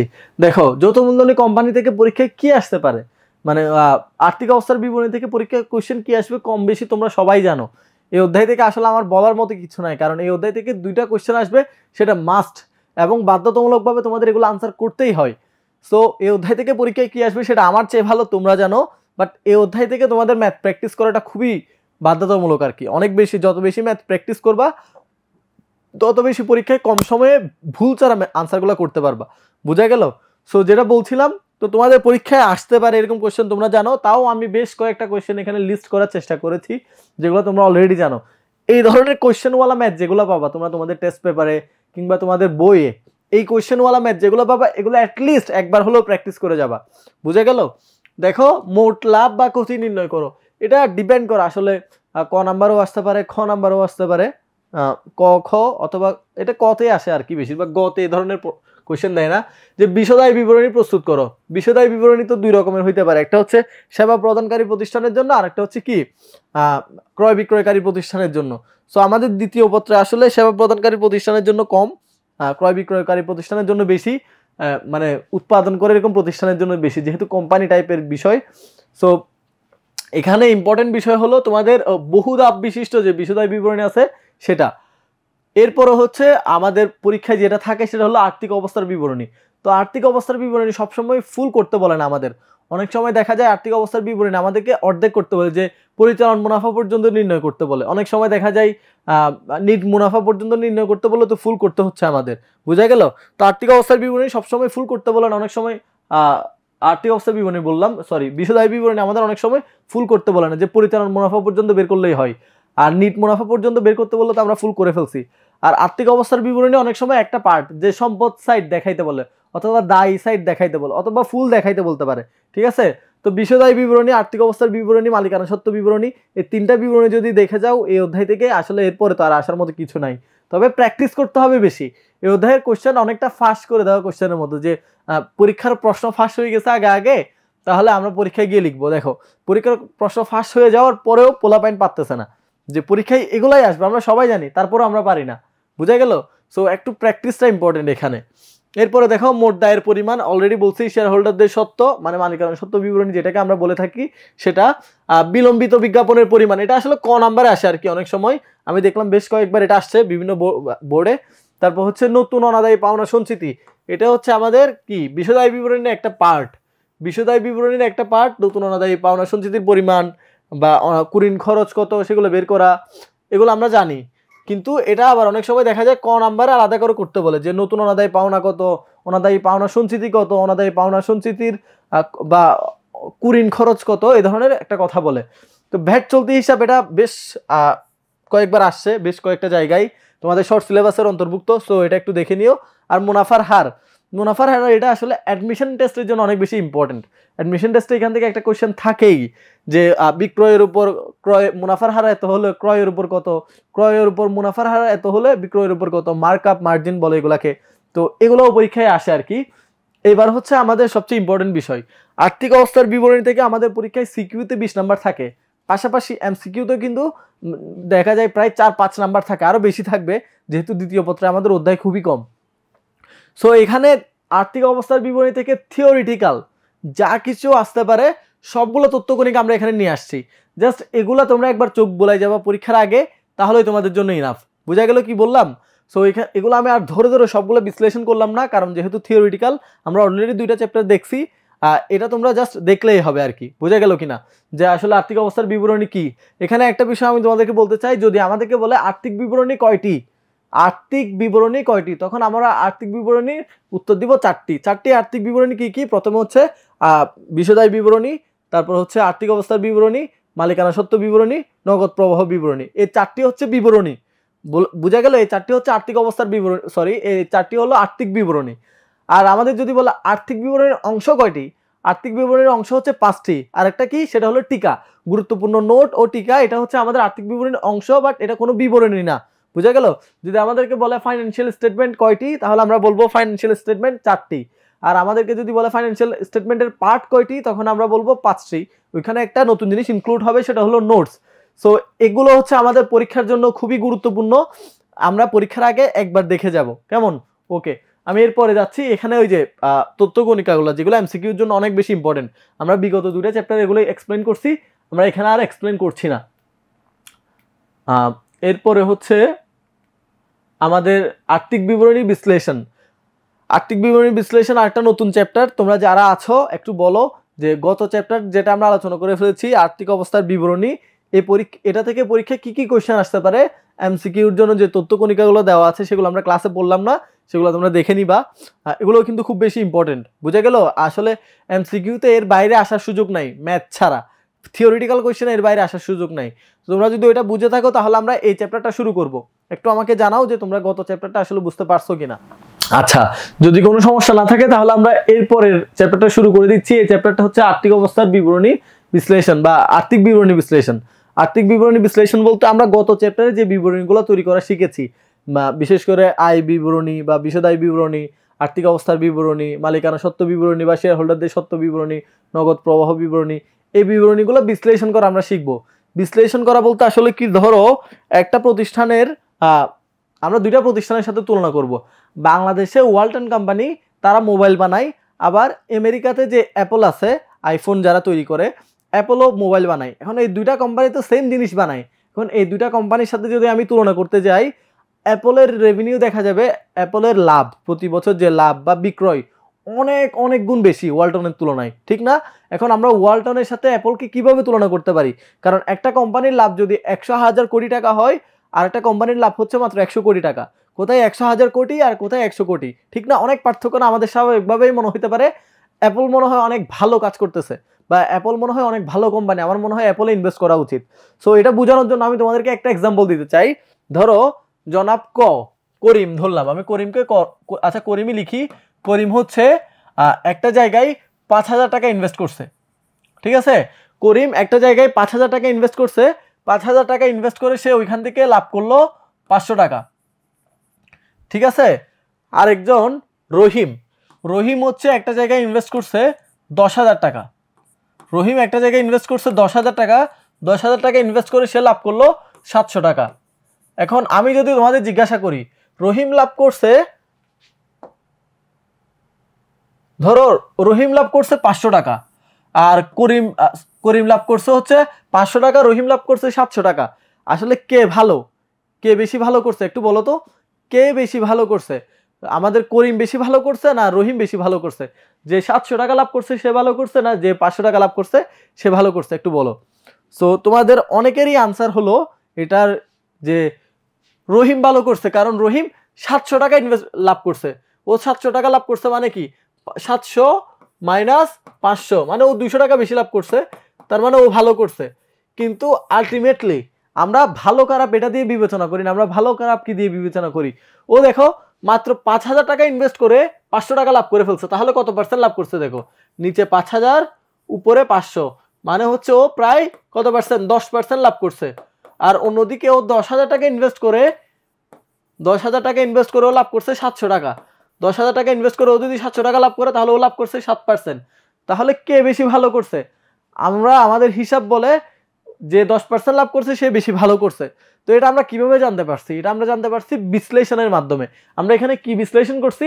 আমাদের ওই আর্থিক বিবরণী, আয় বিবরণীতে আমরা লাভ পাই না, এই লাভটা আমরা কোথায় পাই? আয় বিবরণীতে। তার মানে আয় বিবরণী বিশ্লেষণ করে আমরা যখন দেখতেছি কি আসলে এই কোম্পানি বেশি ভালো করছে, বুঝে গেল? তো এমনও হইতে পারে যে অ্যাপল 100,000 কোটি টাকা লাভ করতেছে, ঠিক আছে, এটা ওয়ালটনের থেকে খারাপ কোম্পানি হইতে পারে in a sense or return কম, যে অনেক বেশি টাকা ইনভেস্ট করছে সেজন্য ওর অনেক বেশি লাভ। কিন্তু ওয়ালটন কম টাকা ইনভেস্ট করে মানে রেশিও হিসাব করলে বা প্রপোর্শনেটলি বেশি লাভ করতে পারছে। বুঝে গেল কি বললাম? এটা একটা উদাহরণ দিলাম আমি, কেন আসলে আমাদের অনুপাত বিশ্লেষণ করা দরকার। তো এই অনুপাত বিশ্লেষণ থেকে অনেক রকমের পরীক্ষায় কোয়েশ্চেন আসতে পারে। অনেকগুলো অনুপাত আছে, তড়িৎ অনুপাত, তারপর হচ্ছে ঋণ অনুপাত, যে সচ্ছলতার অনুপাত, এই ধরনের অনেকগুলো অনুপাতের ক্রাইটেরিয়া আছে। এই অনুপাতগুলো আসলে কার জন্য কোন অনুপাত, তোমাদেরকে পরীক্ষায় যদি কোয়েশ্চেন কঠিন করে তখন বলতে পারে জনাব রহিম একজন ঋণদাতা, সে হচ্ছে অমুক প্রতিষ্ঠানকে ঋণ দিবে। এখন একজন ঋণদাতা হিসেবে ওই প্রতিষ্ঠানের কোন কোন অনুপাতগুলো তার বিশ্লেষণ করা উচিত, বা কোন কোন জিনিসটা বিশ্লেষণ করা উচিত, সেই অনুপাতগুলো তুমি বিশ্লেষণ করো। তখন তোমাকে জানতে হবে আসলে ঋণদাতার কোন কোন অনুপাতগুলো বিশ্লেষণ করতে হয়। যেহেতু সে ঋণদাতা, প্রথমে সে ওই প্রতিষ্ঠানের তারল্য দেখবে যে ওই প্রতিষ্ঠানের আসলে টাকা আছে কিনা ঋণ পরিশোধ করার মতো। এরপরে সে দেখবে দায় মালিকানা অনুপাত, ওই প্রতিষ্ঠানে আসলে দায় কেমন, অন্যান্য মানুষ কি পরিমাণ টাকা পায় ওই বিজনেস থেকে। বুঝা গেল? এ ধরনের অনেকগুলো বিষয় তাদেরকে কি করতে হয়, কনসিডার করতে হয়। তো এই অধ্যায় থেকে আসলে পরীক্ষায় কি কি আসতে পারে? একটা হলো তড়িৎ সম্পত্তির পরিমাণ। তড়িৎ সম্পদ মানে কি? যে সম্পদগুলা সবচেয়ে ইজিলি, খুব দ্রুত সময়ে কি করা যায়, নগদ টাকায় রূপান্তর করা যায়, এগুলোকে বলা হয় তড়িৎ সম্পদ। এরপর হচ্ছে দায় মালিকানা অনুপাত বা মূলধন গ্যারিং অনুপাত, তোমরা জানো এগুলা। স্বল্প মেয়াদী ও দীর্ঘমেয়াদী সচ্ছলতা সম্পর্কে মন্তব্য করো।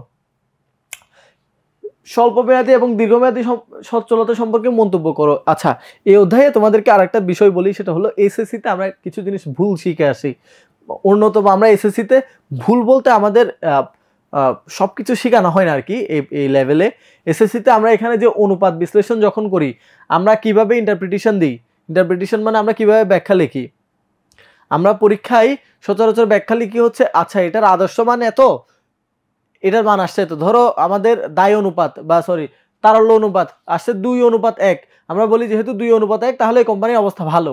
আসলে এভাবে ভালো বলা যায় না, ভালো এটা ডিফাইন করতে হয় আসলে কোম্পানি কোন ধরনের কোম্পানি। ধরো পৃথিবীতে প্লেন তৈরি করে এরকম দুইটা কোম্পানি আছে, একটা হচ্ছে বোয়িং আর একটা হচ্ছে এয়ারবাস। এই দুইটা কোম্পানি প্লেন তৈরি করে।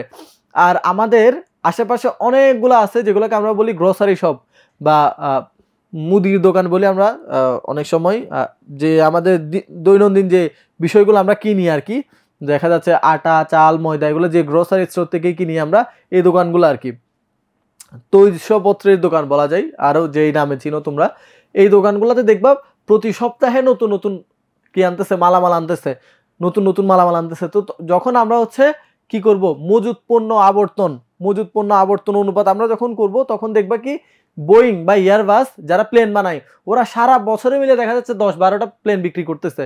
মানে বছরে ওদের মজুদ আবর্তন হচ্ছে একবার, বা একবারও হচ্ছে না ওদের মজুদ আবর্তন, একবারের কম।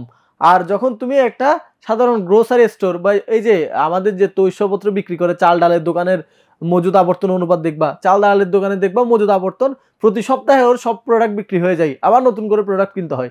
তার মানে ওর বছরে 52 বার 53 বার চলে আসবে। যখন আমি মজুদ আবর্তন অনুপাত দিয়ে এখন ব্যাখ্যা করতে যাব, দেখবো বোয়িং বা এয়ারবাস যারা হচ্ছে প্লেন তৈরি করে ওদের তুলনায় ওদের মজুদ আবর্তন অনেক বেশি ভালো, তখন আমি ডিরেক্ট বলে দিতে পারবো না যে মুদির দোকানটা ভালো এয়ারবাসের তুলনায়।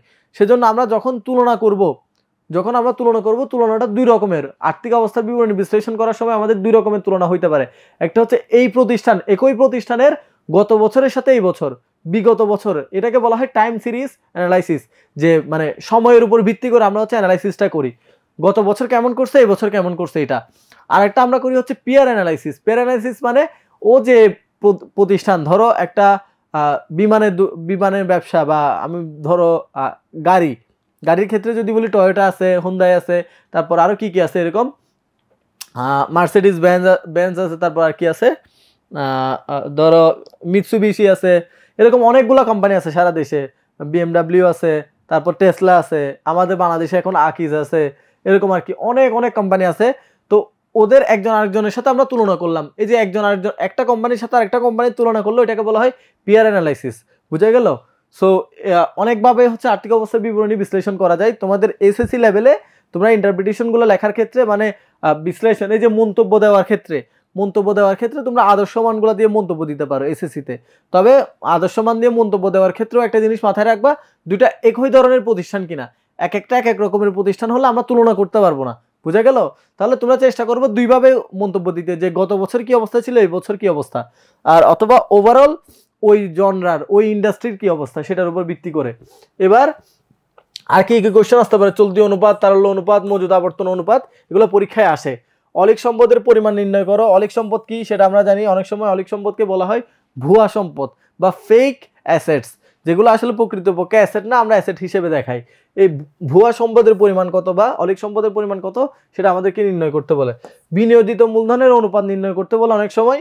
বিনিয়োজিত মূলধনের অনুপাত নির্ণয় করার সূত্র কি তোমরা সবাই জানো, এটা পরীক্ষার আগে একটু প্র্যাকটিস করবা আর কি এই অনুপাতগুলা। তারপর কার্যকরী মূলধন অনুপাত, করবাদ মুনাফা নির্ণয় করো, এটা অনেক সময় আসে। অনুপাত বিশ্লেষণ করো, এগুলো অনেক সময় আসে। এখন যেটা বিষয় সেটা হলো পরীক্ষায় কি এই অধ্যায় থেকে তোমরা আনসার করবা কিনা। যেটা উত্তর সেটা হলো এই অধ্যায় থেকে পরীক্ষায় আসলে এই অধ্যায়ের ম্যাথগুলো করা খুবই ইজি, অল্প সময়ের মধ্যে করে ফেলা যায়। কিন্তু যেহেতু এই অধ্যায়ে অনেকগুলা সূত্র আছে, অনেক সময় আমাদের দেখা যায় কি যে সূত্র ভুলে যাওয়ার কারণে আমরা ম্যাথ করতে পারি না। তো ওই কারণে যদি তোমার মনে হয় তুমি সবগুলো সূত্র পারো, তাহলে তুমি এই অধ্যায় থেকে ম্যাথ করিও পরীক্ষায়। আর যদি কোনো কারণে মনে হয় যে না তুমি সূত্র মুখস্থ রাখতে পারবে না, ভুলে যাবে, বা আমরা এসএসসিতে যেহেতু আদর্শ মানের ভিত্তিতে কি করি মন্তব্য দিই, ওই আদর্শ মানগুলো যদি তুমি ভুলে যাও সেক্ষেত্রে তুমি কিন্তু এই অধ্যায় থেকে ম্যাথ না করাই ভালো।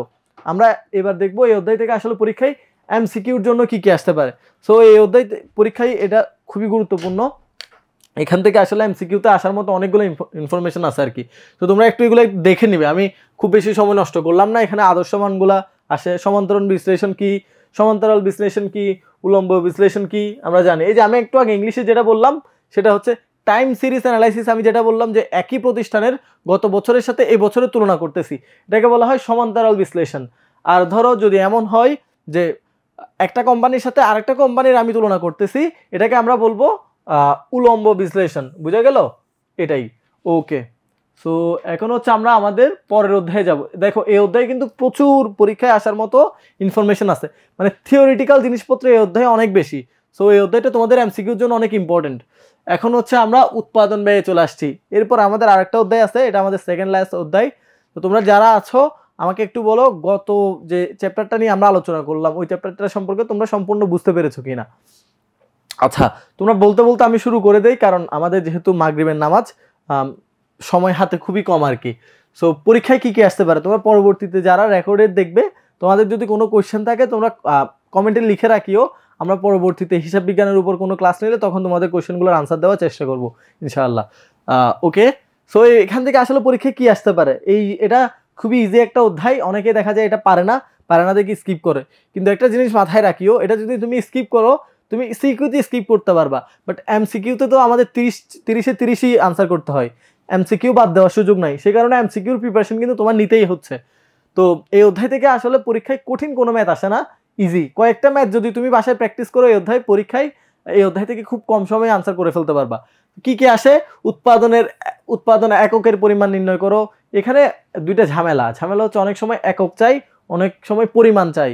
একক মানে কি আসলে কয়টা মালামাল উৎপাদন করতে পারে। ধরো একটা কোম্পানি কলম উৎপাদন করে, যদি বলে কয় টাকার কলম উৎপাদন করে, তাহলে আমাকে প্রথমে বের করতে হবে আসলে কয়টা কলম উৎপাদন করে, তারপর ওই কলমগুলোর দাম কত সেটা দিয়ে আমাকে গুণ করতে হবে। ধরো 100টা কলম উৎপাদন করতে পারে, একটা কলমের দাম 5 টাকা, তাহলে আমাদের পরিমাণ জানতে চাইলে আমরা বলবো 500, আর এককের পরিমাণ জানতে চাইলে তখন আমরা বলবো 100। বুঝা গেল? আর উৎপাদিত দ্রব্যের বিকৃত পণ্যের ব্যয় নির্ণয় করো। এটা আমরা জানি, বিকৃত পণ্যের ব্যয় মানে ওই উৎপাদিত দ্রব্যটা, এটা উৎপাদিত দ্রব্য মানে আমরা যখন উৎপাদন করি কোনো একটা দ্রব্য, সেগুলো অনেক স্টেজে থাকে। প্রথমে থাকে চলতি মানে র মেটেরিয়ালস, একদম কাঁচামাল। এরপর এটাকে আমরা কিছু কাজ করার পর এটা মধ্যম পর্যায়ে আসে আর কি, ইন্টারমিডিয়েট প্রোডাক্ট হয়। এরপরে যখন এই প্রোডাক্টটা একদম রেডি হয়ে যায়, সেটা হচ্ছে উৎপাদিত দ্রব্য বা ফাইনাল গুড যেটাকে আমরা বলি। বুঝা গেল? সো চলতি কার্য মানে কি? চলতি কার্য মানে ওই যে আমাদের যে কাজগুলো চলতেছে, যে প্রোডাক্টটা এখনো উৎপাদন হয় নাই। তো যে প্রোডাক্টটা আমাদের উৎপাদন হয়ে গেছে, ধরো কোনো একটা কলম প্লাস্টিকটা তৈরি হয়েছে বাট ভেতরে এখনো কালি দেওয়া হয় নাই, তাহলে এটা আমাদের ফাইনাল পণ্য না বা দ্রব্য না। তাহলে যে কলমটা একদম রেডি হয়ে গেছে, একদম মার্কেটে এখনই ছেড়ে দিতে পারবো আমরা, সেটা হচ্ছে আমাদের উৎপাদিত দ্রব্য। তো এরকম একটা কলম উৎপাদন করতে আমাদের টোটাল কত টাকা খরচ হয়েছে, সেটাই হচ্ছে আমাদের বিকৃত পণ্যের ব্যয়। মুখ্য ব্যয়ের পরিমাণ কি? মুখ্য ব্যয়ের সূত্র তোমরা জানো, আমরা জানি, ইজি, খুবই ইজি। মোট মুনাফা, নিট মুনাফা তোমরা এতদিন করে আসছো, জাস্ট এখানে একটু ডিফারেন্ট। যেখানে আমরা ওই যে আইটেমগুলো ডিফারেন্ট, বাট কনসেপ্ট একই। মোট মুনাফা কি জিনিস, বিকৃত পণ্যের ব্যয় কি জিনিস সেটা আমরা জানি, এগুলোর কনসেপ্ট সেম। বিকৃত পণ্যের ব্যয়, মোট মুনাফা এগুলো আমরা জানি। মোট মজুরির পরিমাণ, নিট মজুরি, একই কনসেপ্ট, বাট এখানে একটু ডিফারেন্ট। কি ডিফারেন্ট হচ্ছে টার্মগুলা। আগে আমরা বলতাম মোট মুনাফা, একটা ব্যবসায়ের জন্য যেটা বের করতাম সেটা এখন মোট মজুরি হয়ে গেছে। বুঝা গেল? এরপর হলো চলতি উৎপাদন একক কত, ওই যে চলতি উৎপাদন একক একটু আগেই বললাম তোমাদের। এরপরে দরপত্র কি? ওই যে বিক্রয় মূল্য নির্ণয় করে আমরা, তোমরা যারা দরপত্র করছো জানো, দরপত্র পরীক্ষায় আসতে পারে, এটা বেশ কয়েকবার আসছে আর কি। নিট প্রদেয় মজুরি, এটা ক নাম্বারে আসে, যে আসলে কত টাকা আমার মজুরি দিতে হবে। অনেক সময় গ নাম্বারেও চলে আসতে পারে, একদম ফুল সবকিছু করে কত টাকা আর মজুরি আমার দিতে হচ্ছে সেটা বের করা লাগতে পারে। তো উৎপাদন ব্যয় হিসাব, এটা অনেকেই স্কিপ করো, আমি জানি অনেকের এটা কঠিন লাগে। যদি কঠিন লাগে তুমি স্কিপ করতে চাইলে করতে পারো, বাট এমসিকিউর জন্য কি করা যাবে না, স্কিপ করা যাবে না, কারণ এখান থেকে পরীক্ষায় এমসিকিউ তো অনেক বেশি এমসিকিউ আসার সুযোগ আছে আর কি। আর যারা স্কিপ করে সচরাচর তারা দেখা যায় এই অধ্যায়ের এমসিকিউগুলো পারে না, ফলশ্রুতিতে অ্যাকাউন্টিং সেকেন্ড পেপারে এমসিকিউতে কম মার্ক পায়। মাথায় রাখবা, এমসিকিউতে যদি তুমি মার্কস কোনো কারণে কম পেয়ে যাও, এ প্লাস পাওয়ার সম্ভাবনাও তোমার তত কমে যাবে। তো এই পরীক্ষায় হচ্ছে তোমাদের এই অধ্যায় থেকে এই জিনিসগুলো আসতে পারে। বারবার বলছি, থিওরিটিক্যাল যা কিছু আসতে পারে সব এখানে আছে, কিন্তু ম্যাথ পোর্শনটা নাই। ম্যাথ পোর্শনটা পারার জন্য কি করতে হবে? তোমাকে ম্যাথ প্র্যাকটিস করতে হবে। মানে পরীক্ষায় সিকিউ কি আসবে সেগুলো তোমরা একটু প্র্যাকটিস করবা। প্র্যাকটিস করলেই তোমরা এমসিকিউর ম্যাথগুলো পেরে যাবা। ওকে, আমি এগুলো আর আলোচনা করলাম না সময়ের স্বল্পতার জন্য। আচ্ছা, মুখ্য ব্যয় কি জিনিস দেখো তো ভাইয়া। মুখ্য ব্যয় হলো প্রত্যক্ষ কাঁচামাল এবং প্রত্যক্ষ মজুরি। বুঝা গেল? আরেকটা আসতে হচ্ছে, সেটা হলো উৎপাদন ব্যয়। উৎপাদন ব্যয় কি জিনিস অনেক সময় আসে পরীক্ষায়, একটু দেখিও যে দরপত্র কত প্রকার, 4 প্রকার, এটা আসছিল একবার। বুঝা গেল? আর দরপত্র কে তৈরি করে, সরবরাহকারী। এখানে যে লাইনগুলো আছে প্রত্যেকটা লাইনই ইম্পর্টেন্ট, এগুলো পরীক্ষায় আসছে। বুঝছো? আমি এগুলো পড়াচ্ছি না বা প্রত্যেকটা ধরে ধরে বিশ্লেষণ করতেছি না, তার মানে এটা না যে এটা পরীক্ষায় আসা নাই। এখানে যা কিছু আছে প্রত্যেকটাই পরীক্ষায় আসছে, একটা লাইনও আমার নিজের বানানো না, প্রত্যেকটা জিনিস তোমাদের টেস্ট পেপার থেকে নেওয়া। টেস্ট পেপারে তোমরা দেখলে দেখবা এই সবগুলা বিগত বছরে আসছে। বুঝে গেল? ওকে। এরপরে আমাদের সর্বশেষ অধ্যায়। আশা করি তোমরা এখন পর্যন্ত আমরা যতগুলো অধ্যায় আলোচনা করেছি সবগুলো বুঝেছো। এই অধ্যায় আলোচনার মাধ্যমে আমাদের আজকে কিন্তু ক্লাসের মোটামুটি আমরা শেষ পর্যায়ে চলে আসছি আর কি। তো তোমরা যারা আছো আমাকে বলো যে এখন পর্যন্ত যা কিছু আলোচনা করছি বুঝতে পারছো কিনা। সবকিছু বুঝতে পারলে আমরা হচ্ছে এই অধ্যায়ের আলোচনা শুরু করব। ওকে, সো এই অধ্যায় থেকে পরীক্ষায় আসলে কি কি আসতে পারে? এই অধ্যায়টা খুব ইম্পর্টেন্ট, খুবই ইম্পর্টেন্ট, কারণ এই অধ্যায়ে ভুল হয় না ম্যাথগুলো করতে গেলে। বুঝা গেল? আবার অনেক সময় দেখা যায় আমরা এই পরীক্ষা অনেক ডিজাস্টার করে ফেলি, যে কোনো একটা জিনিস করতে গিয়ে একটা বড় ছক করতে হয়, ওই বড় ছকে সবগুলা অনেক কেয়ারফুলি লিখতে হয়। বুঝা গেল? ওই কারণে দেখা যায় অনেক সময় এই ম্যাথগুলো করতে আমরা ভুল করে ফেলি, কিন্তু এই ম্যাথগুলো আসলে ইজি, খুবই ইজি। অনেকে স্কিপ করে, স্কিপ করতে চাইলে করতে পারো, কিন্তু স্কিপ করলেও এমসিকিউতে স্কিপ করা যাবে না, সেজন্য এমসিকিউর প্রিপারেশন কিন্তু ফুল নিতে হবে। বোঝা গেল? তারপরও কেউ যদি এই পরীক্ষায় এই চ্যাপ্টারে আনসার করতে চাও বা আমার সাজেশন যদি জানতে চাও, সেটা হলো আমার মনে হয় এই অধ্যায় থেকে তোমাদের পরীক্ষায় আনসার করা উচিত, কারণ এখান থেকে আসলে ইজি কোশ্চেনই হয় আর কি, নতুন কিছু নাই এখানে আইটেম। সো এখান থেকে ঘাটতির পরিমাণ নির্ণয় করতে বলতে পারে। ঘাটতি এখন দুই রকমের বের করতে বলতে পারে, যে আসলে ঘাটতির একক অথবা পরিমাণ। পরিমাণ মানে টাকাই জানতে চাচ্ছে, একক মানে সংখ্যা জানতে চাচ্ছে। বুঝে গেল? ফিফো পদ্ধতিতে ভর গড়, আচ্ছা ফিফো, তারপর হচ্ছে ভরযুক্ত গড় পদ্ধতিতে, এই দুইটা মানে ওয়ান মেথড, ওয়েটেড অ্যাভারেজ যেটাকে আমরা বলি, ওয়েটেড অ্যাভারেজ মেথড যেটা আছে সেটা আর হচ্ছে ফিফো, এই দুইটাই আছে, ফার্স্ট ইন ফার্স্ট আউট। তোমাদের সিলেবাসে কিন্তু এই দুইটাই আছে, লিফো কিন্তু তোমাদের সিলেবাসে নাই, মাথায় রাখিও। কেন সিলেবাসে নাই সেটা ইন্টারেস্টিং। আমাদের দেশে যে আইএফআরএস ফলো করা হয়, আইএফআরএসে কিন্তু লিফোটা অ্যালাউ করা হয় না। বুঝা গেল? লাস্ট ইন ফার্স্ট আউট এটা আইএফআরএস অ্যালাউ করে না, সেজন্য এটা আসলে সিলেবাসে থেকেও লাভ নাই, এটা আমরা পড়ে লাভ নাই আর কি। যেহেতু আমাদের দেশে আইএফআরএস ফলো করা হয়, আইএফআরএস লিফোকে অ্যাকসেপ্ট করে না, ওই জন্য লিফো নাই। সো ওয়ান মেথড কিংবা ফিফো এই দুটাই পরীক্ষায় আসবে, এর বাইরে আসার সুযোগ নাই, শর্ট সিলেবাসেও নাই আর কি। তো সমাপনী কাঁচামালের পরিমাণ, সমাপনী কাঁচামাল পরিমাণ বলতে পারে, একক বলতে পারে, এটা পরীক্ষায় আসে তোমরা জানো। নিট ক্রয়ের পরিমাণ নির্ণয় করতে বলতে পারে। কালান্তিক মজুত পদ্ধতি, কালান্তিক মজুত মানে কি? নর্মাল আমরা যেটা করি স্বাভাবিকভাবে, আমরা হিসাব বিজ্ঞানে যেটা করি সেটা হচ্ছে কালান্তিক মজুত, মানে বছর শেষে গিয়ে মজুত পণ্য গণনা করা হয়। বুঝা গেল? আমরা স্বাভাবিকভাবে যে জাবেদাগুলো শিখছি, যে খতিয়ানটা শিখছি, সবকিছুই হচ্ছে কি আমাদের কালান্তিক মজুত পদ্ধতিতে। তো কালান্তিক মজুত পদ্ধতি ব্যবস্থায় এটা মানে শিক্ষার্থীদের কনফিউজ করার জন্য দিছে, যে কালান্তিক মানে এখন আমরা কি পারি না, পরীক্ষায় আনসার করতে পারবো না, অনেকে কনফিউজ হয়ে যায়। বুঝা গেল? কনফিউজ হওয়া যাবে না, কালান্তিক মানে আমরা যেটা করি স্বাভাবিকভাবে ওইটাই। ওই পদ্ধতিতে ফিফো সমাপনী মজুত পণ্য আর বিক্রিত পণ্যের ব্যয় নির্ণয় করো। আরেকটা হচ্ছে অবিরত, আচ্ছা এটা অবিরত লিখছে, অবিরত বা নিত্য মজুত পদ্ধতিতে, এটা হচ্ছে আমাদের নতুন বিষয় আমাদের জন্য। অবিরত বা নিত্য মজুত পদ্ধতি কি? যখন আমরা হচ্ছে বিক্রয় হিসাব, ধরো আমি বিক্রয় করলে আমাদের যে মজুত পণ্য থাকে, মজুত পণ্য আমাদের জন্য এক ধরনের কি সম্পদ না? আমি কোনো কিছু কিনছি, কেনার সাথে সাথে এটা আমার মজুত পণ্যে বা আমার স্টকে যুক্ত হয়ে গেছে। তো আমরা কোনো কিছু কিনলে আমার মজুত পণ্য হিসাবকে যদি কি করি, বাড়াই দিই, ডেবিট করি, তখন মজুত পণ্যকে যদি আমরা সম্পদ হিসাবে দেখাই, তখন হচ্ছে আমরা অবিরত বা নিত্য মজুত পদ্ধতি করি। মানে নতুন প্রোডাক্ট আসলেই সেটা আমি মজুদের সাথে অ্যাড করে দিই, তখন আমরা বিক্রয়ের জন্য কয়টা জাবেদা দিই? বিক্রয়ের জন্য তখন আমরা দুইটা জাবেদা দিই। বুঝা গেল? বিক্রয়ের জন্য তখন আমরা দুইটা জাবেদা দিই, ক্রয়ের জন্য যে জাবেদা দিই সেটাতে ক্রয় হিসাব লিখি না, সেটাতে আমরা লিখি মজুত পণ্য হিসাব ডেবিট, নগদ হিসাব অথবা কি পাওনাদার হিসাব ক্রেডিট, এ ধরনের করি। তো এটা থেকে জাবেদা পরীক্ষায় বিশেষ করে ক্রয়, অবিরত বা নিত্য মজুত পদ্ধতিতে ক্রয় আর বিক্রয়ের জাবেদাটা একটু দেখে নিবা। বিক্রয়ের জাবেদাটা ইম্পর্টেন্ট বেশি। আচ্ছা, অবিরত মজুত পদ্ধতিতে বিক্রয়ের জাবেদাটা ইম্পর্টেন্ট বেশি। ক্রয় আর বিক্রয় দুইটাই ইম্পর্টেন্ট, তবে ক্রয়ের তুলনায় বিক্রয়ের জাবেদাটা ইম্পর্টেন্ট বেশি, ক্রয় আর বিক্রয় এর জাবেদা। কারণ বিক্রয় হলে দুইটা জাবেদা দিতে হয়, একটা ক্রয় মূল্যের জন্য আর একটা বিক্রয় মূল্যের জন্য। বুঝা গেল? অবিরত মজুত পদ্ধতিতে আমাদের দুইটা জাবেদা দিতে হয়, একটা হচ্ছে ক্রয় মূল্যের জন্য আর একটা বিক্রয় মূল্যের জন্য। এরই মাধ্যমে হচ্ছে আমাদের মোটামুটি হিসাব বিজ্ঞান দ্বিতীয় পত্রের যা যা আসতে পারে পরীক্ষায়, প্রত্যেকটা চ্যাপ্টার আমরা টাচ করছি, টাচ করে পরীক্ষায় সিকিউ কি কি আসতে পারে কোশ্চেন, সেটা আমরা দেখার চেষ্টা করছি। এখন আমরা আমাদের সর্বশেষ তথ্যকণিকা। এই তথ্যকণিকাগুলোর কাজ কি আমি শুরু থেকে বেশ অনেকবার বলেছি, যারা এখন নতুন করে যুক্ত হয়েছে কিংবা যারা রেকর্ডেড দেখবে পরবর্তীতে তাদের উদ্দেশ্যে বলতে চাই, সেটা হলো এই তথ্যকণিকাগুলো আমরা টেস্ট পেপার থেকে তোমাদের বিগত বছরের প্রশ্নগুলো ঘাটাঘাটি করে বের করেছি।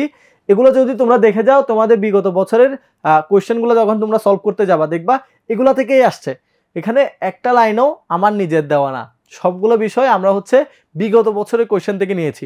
তাই প্রত্যেকটা লাইন খুব বেশি ইম্পর্টেন্ট, তোমরা শুরু থেকে শেষ পর্যন্ত সবগুলো লাইন পড়ে যাবা। আর এই পিডিএফটা পেতে হলে কি করতে হবে, খুবই সিম্পল। তোমরা যারা আমাদের বিজনেস টাইটানের বিভিন্ন গ্রুপগুলোতে যুক্ত আছো, আমাদের বিশেষ করে হোয়াটসঅ্যাপ গ্রুপ আছে প্রত্যেকটা কলেজ ভিত্তিক, এই কলেজ গ্রুপগুলোতে তোমরা যদি কেউ অ্যাড না থাকো তাহলে তোমরা যুক্ত হয়ে যাইতে পারো। আমাদের বিজনেস টাইটানের পেজে নক দিতে পারো যে আমি হচ্ছে অমুক কলেজের, আমার কলেজের গ্রুপে আমি অ্যাড হতে চাই, তাহলে তোমাদের অ্যাড করে নিবে যে কোনো সময়। তোমার কলেজের গ্রুপগুলোতে অ্যাড হলে কি সুবিধা, সেটা হলো প্রত্যেকটা কলেজ গ্রুপের জন্য আমরা আলাদা আলাদা হচ্ছে সেশন নিই। তোমাদের কলেজ গ্রুপগুলোতে আমাদের যে লেকচার শিটগুলো নিয়মিত, ক্লাসের যে পিডিএফগুলা বা আরও অন্যান্য অনেক কিছুই আমরা হচ্ছে ওই গ্রুপগুলোতে দিই। তো যারা এখনও যুক্ত হতে পারো নাই বিভিন্ন কলেজের গ্রুপগুলোতে, তোমরা হচ্ছে তোমাদের কলেজের গ্রুপগুলোতে যুক্ত হয়ে যেতে পারো। সো এগুলো হচ্ছে তথ্যকণিকা, যেগুলো আমাদের পরীক্ষায় এমসিকিউ প্রিপারেশন অনেক বেশি হেল্প করবে। সর্বশেষ আরেকবার বলছি, এখানে কিন্তু আমরা ম্যাথের বিষয়গুলো দেখি নাই। কেন ম্যাথের বিষয়গুলো আমরা এখানে লিখি নাই, কারণ হচ্ছে আমরা যখন সিকিউর প্রিপারেশন নিব, সৃজনশীল প্রশ্নের প্রিপারেশন যখন নিব, তখন এমসিকিউতে পরীক্ষায় ম্যাথ বা গণিত সংক্রান্ত বা অঙ্ক সংক্রান্ত যে কোয়েশ্চেনগুলো আসতে পারে সেগুলো কিন্তু আমাদের কভার হয়ে যাবে। এরই মাধ্যমে হচ্ছে আমরা আমাদের আজকের ক্লাসে যা কন্টেন্ট ছিল শেষ করে ফেলেছি। তোমাদের প্রতি সর্বশেষ একটা পরামর্শ থাকবে, সেটা হলো অ্যাডমিশন টেস্ট তোমাদের এসএসসি পরীক্ষা শেষ হওয়ার পরেই অনেক দেখবা যে সব ফ্রেন্ডরা বিভিন্ন কোচিংয়ে ভর্তি হয়ে যাচ্ছে, অ্যাডমিশন টেস্টের যাত্রা শুরু করে দিচ্ছে। কিন্তু আজকে আমরা যে কিছুক্ষণ আগে বিগত বছর আমাদের এই সেশনে 2024-25 সেশনে যারা ঢাকা বিশ্ববিদ্যালয়ের টপ 50-র মধ্যে ছিল বা টপ 100-এর মধ্যে ছিল, যারা বিভিন্ন ইউনিভার্সিটিতে চান্স পাইছে, তাদের যে মন্তব্য নিয়েছিলাম, তাদের যে কথাবার্তা শুনেছিলাম, সেই কথাবার্তার মাধ্যমে আমরা বুঝতে পারি, আবার আমাদের নিজেদেরও ব্যক্তিগত পার্সোনাল এক্সপিরিয়েন্স থেকে বলতে পারি যে ভালো স্টুডেন্ট যারা ভালো র্যাঙ্ক করে তারা কিন্তু অনেক আগেই শুরু করে দেয়, এসএসসি পরীক্ষার আগেই তারা হচ্ছে অ্যাডমিশনের প্রিপারেশন শুরু করে দেয়। তো তোমাদের এসএসসি পরীক্ষার প্রিপারেশনটা ভালো নেওয়াটা শুধুমাত্র এসএসসির জন্য ইম্পর্টেন্ট না, তোমাদের অ্যাডমিশন টেস্টের জন্য ইম্পর্টেন্ট। তোমাদের যে স্বপ্নের ইউনিভার্সিটি সেখানে চান্স পেতে হলে তোমাদের যে অ্যাডমিশন জার্নিটা সেটাকে যদি তোমরা একটু স্মুথ করতে চাও, একটু কম কষ্টের করতে চাও, এসএসসিতে একটু ভালো মতো পড়াশোনা করো। এসএসসিতে ভালো মতো পড়াশোনা করা মানে কি, এসএসসির পড়াশোনা বাদ দিয়ে অ্যাডমিশন টেস্টের জন্য ঝাঁপাই পড়া না। এসএসসির পড়াশোনাগুলোই পড়বা, বাট অ্যাডমিশন টেস্টের কোয়েশ্চেন প্যাটার্নগুলো একটু দেখে রাখবা, তাহলে তুমি কোনো একটা জিনিস পড়ার সময় একাডেমিকের জন্য যেমন পড়া হবে, পাশাপাশি তোমার কিসের জন্য পড়া হয়ে যাবে, অ্যাডমিশনের জন্য পড়া হয়ে যাবে। তো আজকের ক্লাসটি শুরু থেকে শেষ পর্যন্ত তোমরা যারা ছিলে তোমাদের সকলকে অসংখ্য ধন্যবাদ। সর্বশেষ আরেকটি কথা বলবো, সেটা হলো যেহেতু সামনে এসএসসি পরীক্ষা, এখন বাইরে খুব বেশি না গিয়ে কোনো কনসেপ্টে যদি অসুবিধা হয় আমাদের জানাতে পারো, কিংবা আমাদের দেশে এখন ইউটিউবে হচ্ছে বিভিন্ন প্ল্যাটফর্মের বিভিন্ন প্রতিষ্ঠানের অনেক ফ্রিতে রিসোর্স অ্যাভেলেবল। কোনো সাবজেক্টে যদি একটু অসুবিধা হয় তাহলে তোমরা জাস্ট ইউটিউবে সার্চ দাও যে এই বিষয়, হিসাব বিজ্ঞান হোক, ইংলিশ হোক, বাংলা হোক, সার্চ দিয়ে ওই বিষয়গুলো সমাধান করে নাও। সামনে যেহেতু এসএসসি পরীক্ষা, এখন শুধু প্র্যাকটিসের সময়, যত বেশি পারো মডেল টেস্ট দাও, নিজে নিজে লেখার চেষ্টা করো। এসএসসি পরীক্ষার আগে আগে আমরা লিখতে কীভাবে হয় সেটা ভুলে যাই, সবাই শুধু পড়তেই ব্যস্ত হয়ে যায়। তো অনেক দিন দেখা যায় আমরা লিখি না, তো না লিখলে যেটা হয় আমাদের হাতটা স্লো হয়ে যায়, ফলশ্রুতিতে বাংলা প্রথম এবং দ্বিতীয় পরীক্ষাতে আমরা ফুল আনসারই করতে পারি না, আমাদের হাত কামড়ানো শুরু করে, অনেকের হাত ধরে যায়। সো এই সমস্যাগুলো যদি ফেস করতে না চাও তাহলে তোমরা হচ্ছে এসএসসি পরীক্ষার আগেও নিয়মিত মডেল টেস্ট পরীক্ষা দিতে পারো, কিংবা লেখার একটু অভ্যাস রাখতে পারো। তোমাদের সবার জন্য শুভকামনা। ইনশাল্লাহ তোমাদের সাথে দেখা হবে পরবর্তী কোনো ক্লাসে। আসসালামু আলাইকুম রহমতুল্লাহ।